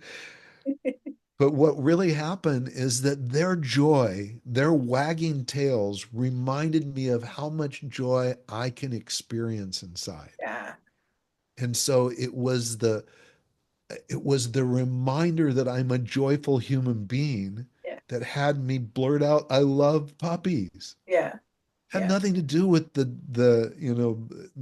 puppies themselves. yeah, It was just that expression, and it's the reminder, it's the reflection. yeah. That's And sort of how it's thrown around too. It's like, oh, I love this. Oh, I love that. That's not really what love is. I almost wish we had a different word to actually describe what I described earlier, this sort of spiritual love, mental love, physical love, we service do. We love. have thousands of words for No, it. but like a It's specific word, I think that separated that love from every other type of, because people use, I feel like a lot of people they use the word, I think it's Sanskrit. They have like different words that we don't have words for in the English language, like prana and things of the Atman or things of that nature, you just kind of realize how sort of limited we are, especially with the word love. It feels like love, that actual word, should have multiple branches and be able to articulate, allow us to articulate it better, more effectively. all right. So the solution is really easy. We I create think it's new easy. words. I think it's easy. Just remove the word love and notice how many great descriptions you come up with Yeah, for the things that you really care for, the things you treasure, the things that are important, the things that you want to let people know about, yeah, right? Oh my God, it's not like I love what you're wearing. You're gorgeous in that outfit. yeah, yeah, You look radiant. yeah, That there is like your smile is bigger than ever when your hair's like that. It's like instead of, yeah, I love your hair and I love your dress. Please, we can do better. yeah. And if there's and here's the other thing that is, on the kind of the tail end, what I was talking about with when I say you say to someone, I love you. If someone is in your life that's really important to you, it's your beloved, you live with them. You're married or you're in a committed relationship with them, and you find yourself not saying I love you to them. There's one of two things happening now. Either they're not seeing you, or you're stopping them from seeing you. It's one of those two Yeah, things. Because if yeah. they don't see you, then that's a situation where they have work to do, right? Right, If, right. especially if they're committed to the partnership. Yeah, But if you're not letting them see you, then you have work to do yeah, if you're committed to the partnership. So yeah, you may feel shameful about something, uneasy, you may be scared, it could be all kinds of things. But it's such an immediate clue. It's like, are the lights on? Are the lights off? yeah, yeah. Turn the frickin' lights on, which is what the Wow. book Lasting is all about. It's about people entering into relationships with their eyes wide open and the lights on. And we look at inquiry and love and labeling and attractions and judgment, communication, understanding differences, all the way to one of the most important ingredients for any relationship to last, which is co creation, true co creation. Yeah. That's what I love about it. That's where I view that as like goal setting. I see couples that like build things together where they come together and they have this idea, they plan their year ahead of time. They just build these goals and these structures with the understanding of each other's needs. And to me, that's what makes the relationship so solid and so strong, is the ability to do that and listen, like really listen to your partner's needs and make sure that your decisions are not going to impact their decisions and their decisions are not going to impact your decisions negatively.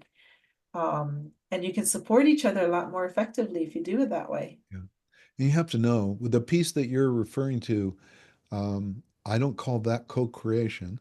Uh-huh. I call that more collaboration, but also alignment of values, of mission, of vision. Yes. Those are all really important. When you're aligned in that space, that's a great partnership Mhm. and it'll last a long time. Co creation is an added little ingredient, it's a secret ingredient, Okay.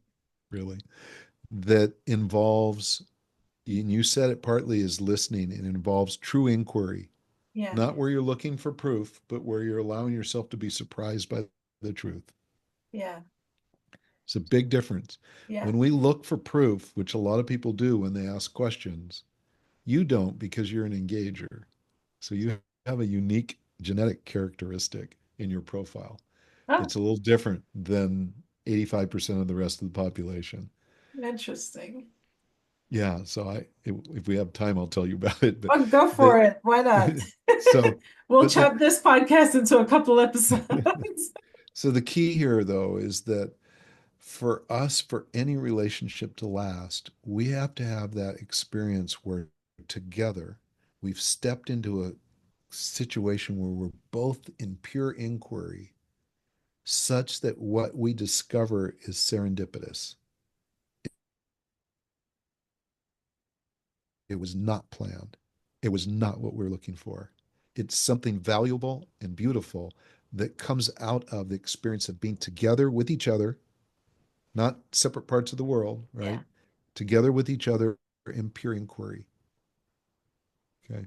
So I'll give you an example of what it looks like. Okay. We'll use you and I again. We went out to dinner Saturday night. We had great dinner. We ordered too much food. We brought home leftovers. It's going to be awesome to reheat them. We have a routine every Monday, every Sunday. We get up in the morning and we pick a new restaurant to go to. I get up and I roll over and I look at you and I go, let's have breakfast at home this morning. We've got leftovers. We've got stuff from the farmer's market we picked up. Let's do that. And you go, good idea. Let's do that. And we go downstairs to the kitchen and we start pulling things out of the refrigerator. We don't know what we're making. We just know we're making breakfast.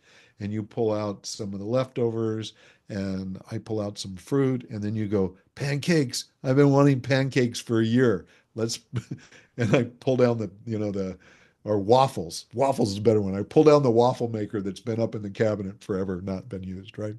Pull that down and we start putting all this together. We have, and finally, we put on the plate all this food, all these yummy foods, and we take it out to the table. We set it down, and you go, champagne. We need champagne for this, and we two glasses of champagne, and we sit down and we get ready to eat. And you go, no, no, no, no. We need to take a picture of this. This is too cool, and we take a picture of it. And we realize that we just created a breakfast that we couldn't have got anywhere, Yeah. anywhere. Yeah. And it had so much, it's total serendipity. Yeah. It wasn't planned.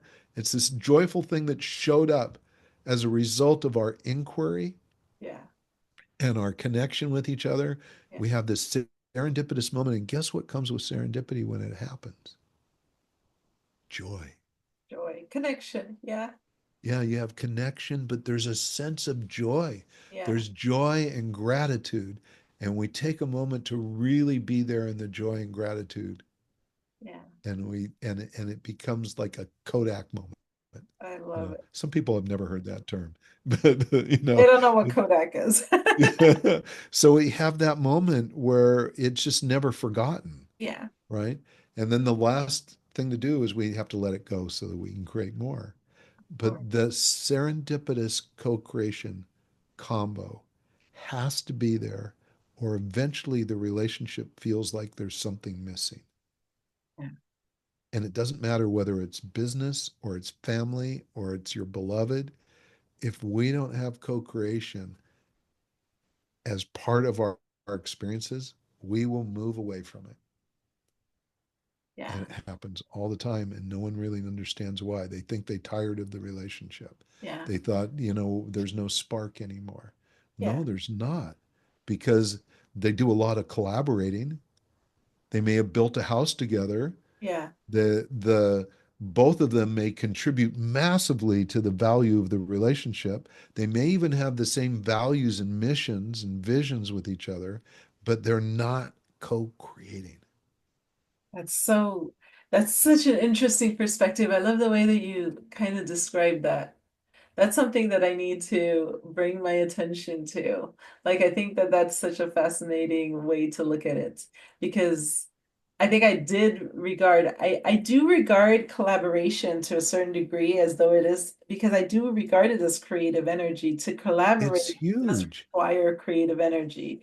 So for me, I did kind of define it as sort of like goal setting and things of that nature. But you're right. I think in that moment, those moments of co-creation and at that moment, like that action, um, really There's a spark, there's a builds unique spark that connection. comes almost out of nowhere, right? Yeah, It's like walking down the street and you see a $20 bill on the street.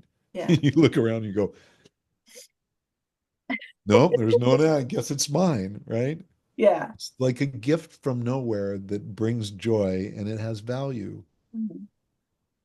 And some serendipitous things, by the way, might bring a value that is not, it's you have to find the value in it Mhm. because of the surprise that comes with it. But it has to be there. And what you described as collaboration and all those other things, those are not unimportant. They're massively important. I'm just pointing out one simple little thing Yeah, that's so easy for us to do because it could be a moment. Like we have moments of co-creation and yeah, then we go our own direction and yeah, build yeah, yeah, whatever we came up with. yeah. Or it could be something huge, like having a child, Yeah, yeah. right? I mean, talk Absolutely. about co-creation at its most divine moment, right? Yes. So the yeah, it's just this little piece. It's I think this particular understanding, like in my whole world of experiences and working with relationships, is fairly new. But when I got it, I had really, really strong motivation to discover it because I needed to figure out what happened to a really precious relationship. And when it finally hit me, I went, is that it? Is that it? And I started interviewing and asking people. Yeah. And 3 years later, I'm certain it is absolutely it. You Interesting. know, if you don't have that, you need to get on it. Mm. So And it's not powerful. difficult. That's the thing. It is so easy. It Yeah. is so easy. And the more difficult part is being in the pure inquiry mode. Hmm. Hmm. That's the first chapter in Lasting is called Inquiry. Yeah. And it's about us being curious and not being in judgment and not concluding Yeah. and not looking for something specific. Yeah. Because we can prove anything if we're looking for something specific, but guess Absolutely. what? It won't be what you really thought you were proving. It Right. never is. Yeah. When you decide in advance what Yeah. it is that you're trying to find, Yeah. whether it's your next romance Hmm. or or the answer to an equation, you'll get to the point where it looks like proof, Hmm. not for long. No, I do everything I possibly can within my power to control the desire to judge people and situations. Good for Um, you. I Yeah. learned a long time ago that to slap a label on it was to put it in a category or a box that it didn't always belong in. And the better I got at non-labeling, like making sure that I left it open for interpretation. And I went back to the scenario and I revisited the scenario.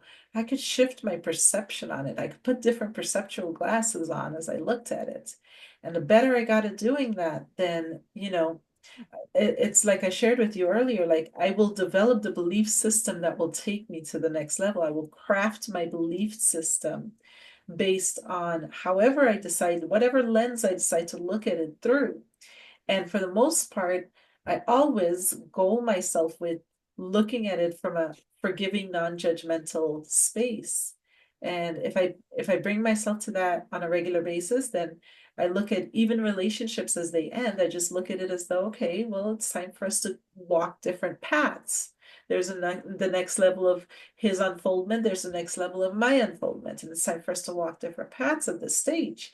And I wouldn't want to know that I was holding him back, and I wouldn't want him to believe that he was holding me back from our individual growth.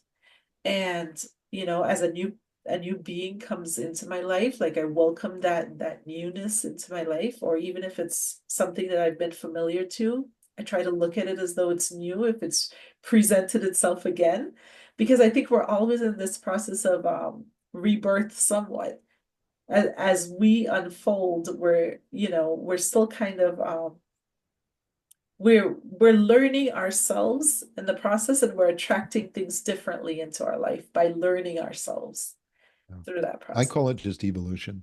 We're just Yeah, growing. We're yeah, constantly growing. yeah, As soon as we label, as soon as we judge, we conclude, we point out differences and make them obstructions. yeah, We curtail our ability to be intimate or courageous around intimacy. All of those things is when we reduce those or make them not possible, summarize things by calling it love, all of that, yeah, we literally slow down our evolution. yeah, We're not growing anymore. yeah, We're not, it's not age, it's growth. yeah, This is like if we're not growing, we're dying. yeah, If we're not open to what you were describing, that's like we have just shortened our life. We've certainly shortened our pleasure. yeah, We've certainly shortened or curtailed our joy and our gratitude. yeah, So, and some of it's really bumpy. I mean, we're messy humans. We do some really goofy ass shit sometimes, right? And we always will because we're growing. yeah, Like, we don't know how to do everything perfectly. and we know how to do things imperfectly, Yes. right? Yes. And being near perfect, as one of my good friends uses the term, I love it, is a great place to be because it means there's always room for growth. And what relationships are we most excited about? Or are we most excited, period, even with ourselves, is when we're growing. Yeah. You come up, why do you do this show? Yeah. Not so someone can tell you everything you already knew. Right. That would be No. silly. And Oh, who'd want to listen to it, right? yeah. Oh, I'm going to listen to Leah's show again. It's going to be just like last week. Woohoo. No way. No Yeah. way. Right? I absolutely agree. It's great minds and different perspectives, and we always take away like the truth. We connect to maybe just one line someone might hear from this, and they're like, that's their light bulb moment. They're like, oh my gosh, that just changed my life. Even in this conversation with you, you said certain things, and I'm like, should look at that differently. Like I need to evaluate that aspect of my life. I don't pay enough attention to that area.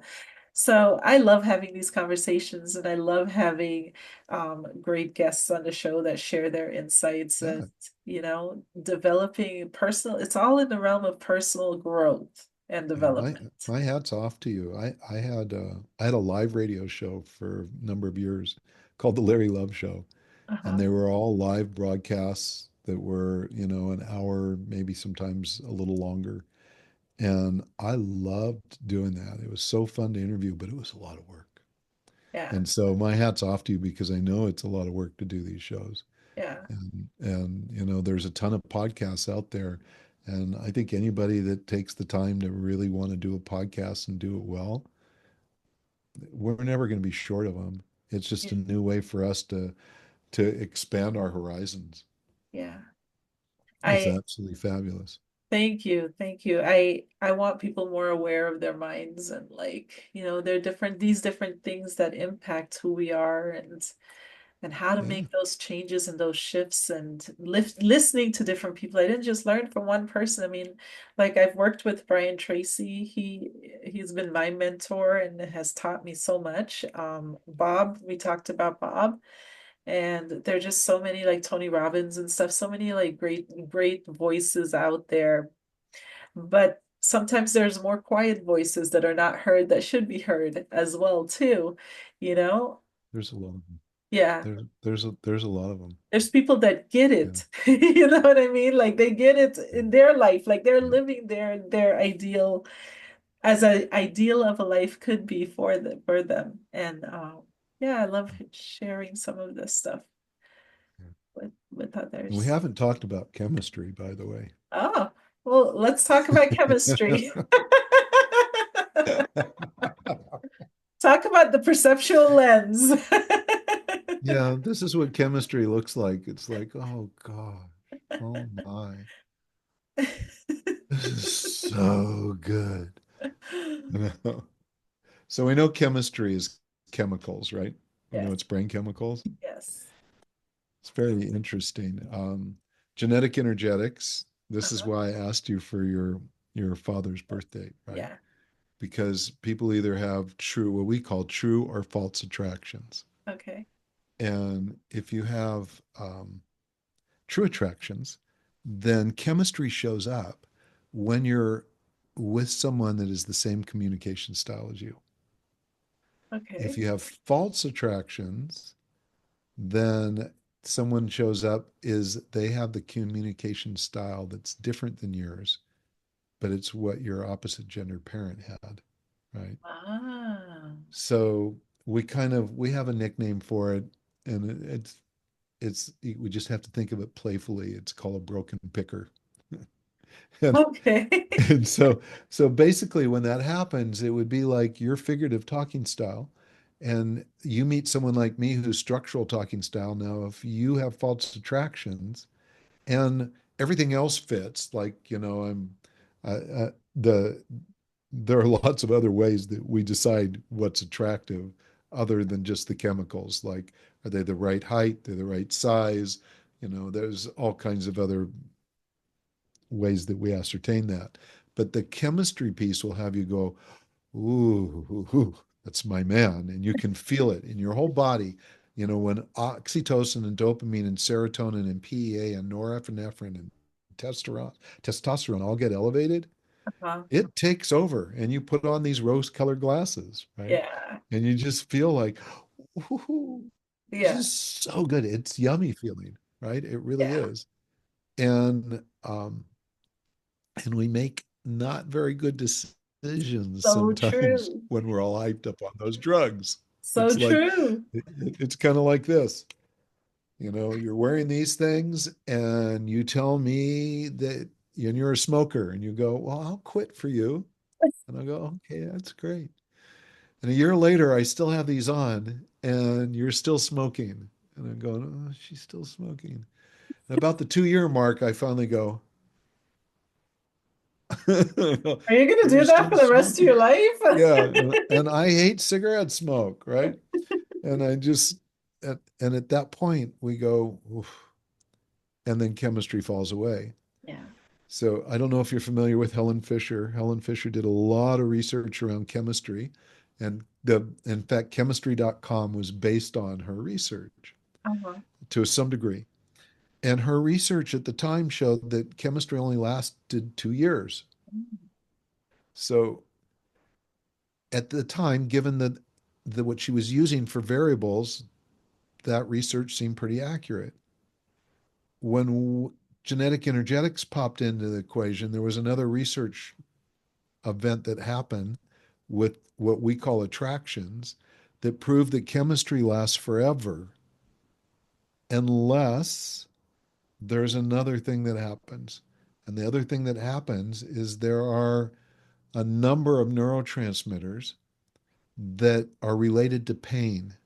And when those are set off, Mhm. dopamine, oxytocin, testosterone, PEA, norepinephrine, all of them get adjusted downward. Um, They get regulated so that the glasses come off.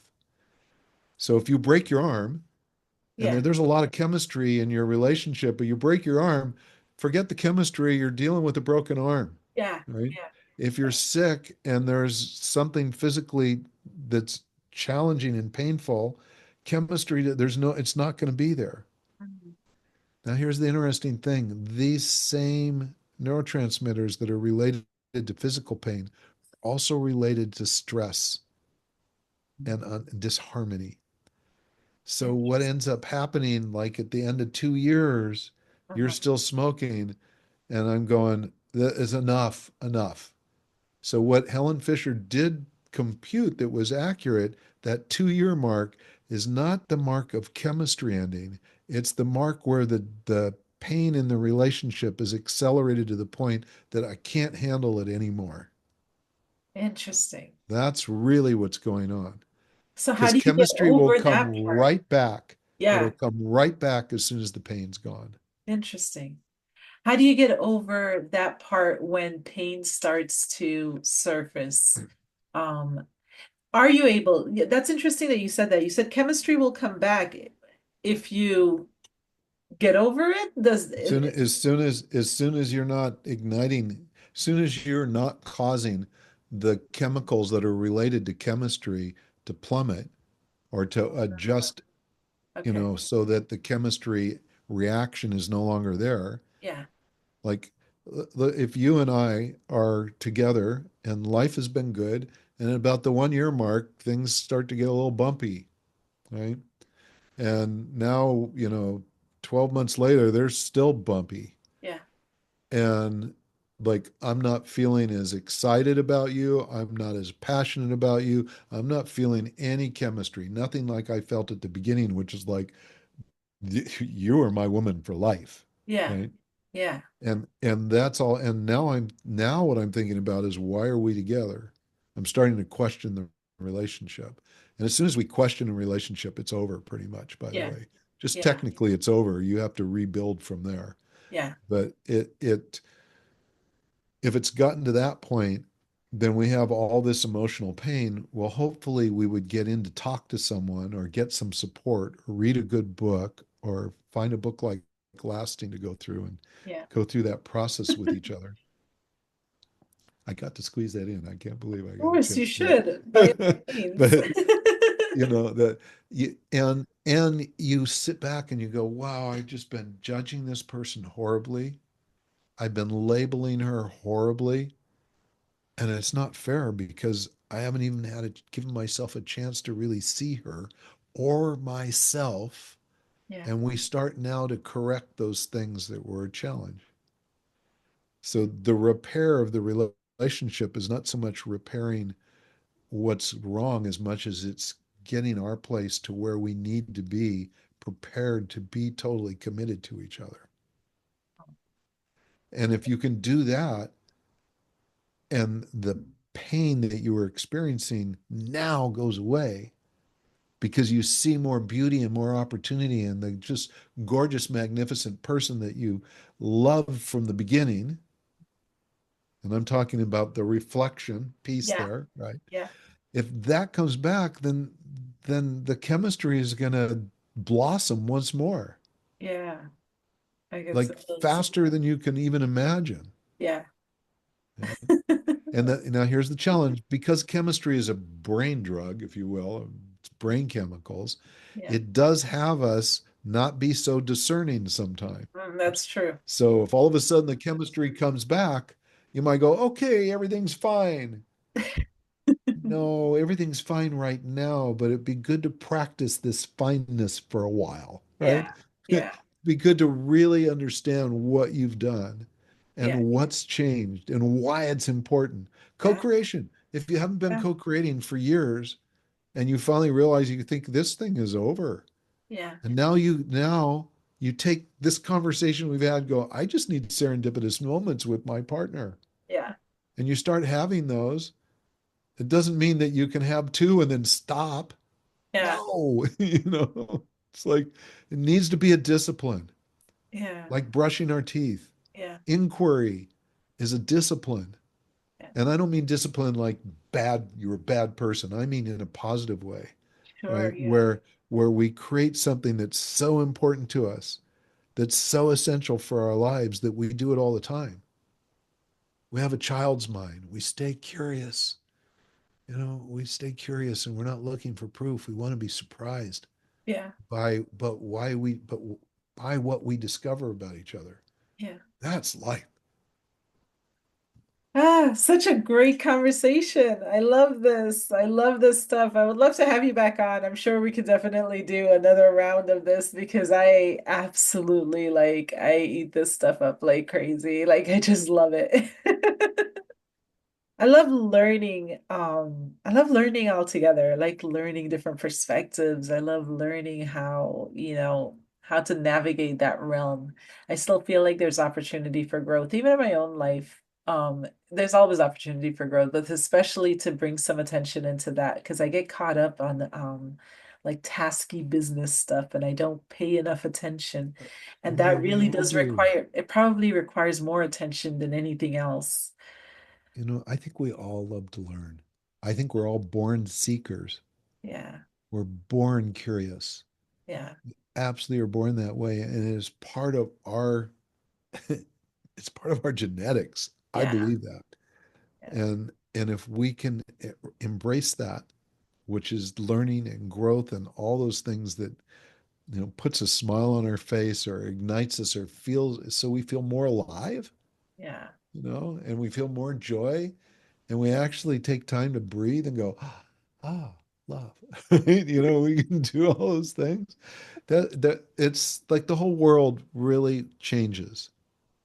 The level of consciousness, the vibration, the level of vibration changes. We become the evolving race that we're here to become. And and we're going to have times that are low frequency moments. We got to dig a ditch, we got to fix something, something's broken, someone did something horrendous, someone ran in my car in the front there and I couldn't walk out there and go, "Oh, thank you for doing that." I walked out furious, right? Because I just bought the car 2 days ago, whatever the case. We're going to have those moments because we're human. Yeah. But Yeah. how quickly can we readjust, Yeah. right? Yeah, absolutely. And the faster that we can adjust for those atrocities and those difficult things, the better. The quicker that we can let go of judgment and conclusion, the faster the entire world changes. Absolutely. I And this is wholeheartedly not an agree with that. impossible undertaking. No, That's the not. thing. Yeah, It's not like we're telling people to do things that they don't know how to do. We know right, how to do all of this. right, right. There's nothing that we don't know how to do. It's like the emotional intelligence thing. Yeah, There is no ingredient that is related to how intelligence that's defined that any human being has never done. Not yeah, a single one. In some way or another, in some little way, we've appreciated, we've been able to calibrate, we've been able to handle situations, we've been able to be have empathy for people. yeah, All of these characteristics. Do we practice it all the time? Some more than others, yeah, some not at all. yeah, Some aren't ready for it. yeah, But the more of us that move this direction, the more the just the consciousness and the vibration of this planet shifts. yeah. How can people reach out to you? How can they connect with you? Well, there's a couple ways. Mhm. They're going to have the link for the report. They can get a personal energy profile. Definitely, there's another link there for lasting. We've just started the pre-order for the book. Okay. And Awesome. I would be so grateful. Anybody listening to the show, come, pre-order our book. Yeah. It helps us do what we're going to do with it. And I haven't told you much about it, but I can tell you that it is, it is, man, it's such an important work because it really is everything we've talked about. The 11 illuminations are the foundation for how we need to treat each other, how we must treat each other. And they're not difficult, they're glorious. And the second part of the book is all questions. All the questions we spent, I can say I've spent 30 years curating these questions, but they're not just normal questions. They're beautiful questions. And when you answer it with a partner, there's three answers. There's an answer for you, for Mhm. me, and for we, for the Okay. partnership. And the first answer is never the answer. Yeah. So we're teaching people to ask why. Yeah. You I know, love you that. say to me, I don't want kids. And I think, oh man, I wanted kids. That sucks. This is over. And then, but if instead I go, why did you say that? I'm curious. Yeah. And now you explain to me why you don't want kids. And I discover it's not anything that's insurmountable. In fact, more than anything, I want our partnership because we can adopt, Yeah. right? Or whatever might be the reason. Yeah. But if we don't ask why, if we don't go deeper with our answers to questions, we don't know shit. Yeah. We only think we know, So or true. we've decided that that's what we needed to know. We were looking for proof. So we have Hmm. to stay in inquiry and go deep. And there's the whole second part of the book are those questions, and they're designed to help us understand almost everything that we could possibly need to understand to know if the person that you want to go into relationship with, or even the one that you're in relationship with, is the best match for you. Yeah. And here's the funnest part, and people are going to think this is crazy. Like, how do you do this? You may discover going through these questions that you're not a good match. Like, no, Yeah. this is like, this is you. We really think differently on a lot of things. Like Yeah. this is like you are a special person, and we are not a special partnership, right? Yeah. Yeah. And we find it out in such a glorious way that we can celebrate that. So we're either going to celebrate that I found the most amazing partner I could possibly be with, or I've discovered that we shouldn't be trying to do a partnership. Let's stick with a friendship because we'll be way happier with each other, Yeah. right? And both of them are worth celebration. Yeah. That's And that's amazing. Amazing. Amazing. so Amazing. there's a link to Yes. the That's lasting wonderful. yeah, please. We'll And we'll go get your definitely. personal energetic profile for sure. We Yes. didn't even cover everything. We didn't. There's more. There's so much more. I can't wait to read mine. I know you sent it to me, and I encourage everybody go out and get your energetic profile. This is going to be really, really good to just know, open up your awareness about certain things about yourself and fine tune what needs to fine tune, you know? Yeah. Yeah. So cool. Thank you, Larry, for being on the show today. I appreciate so much feedback, all of this knowledge, all of this like insights. I just appreciate it so much. Thank you so much. You're very welcome. Thank you. Thank you for your great questions and your feedback. It's like I can't do this show by myself. It requires a really great host, and thank you for that. Thank you.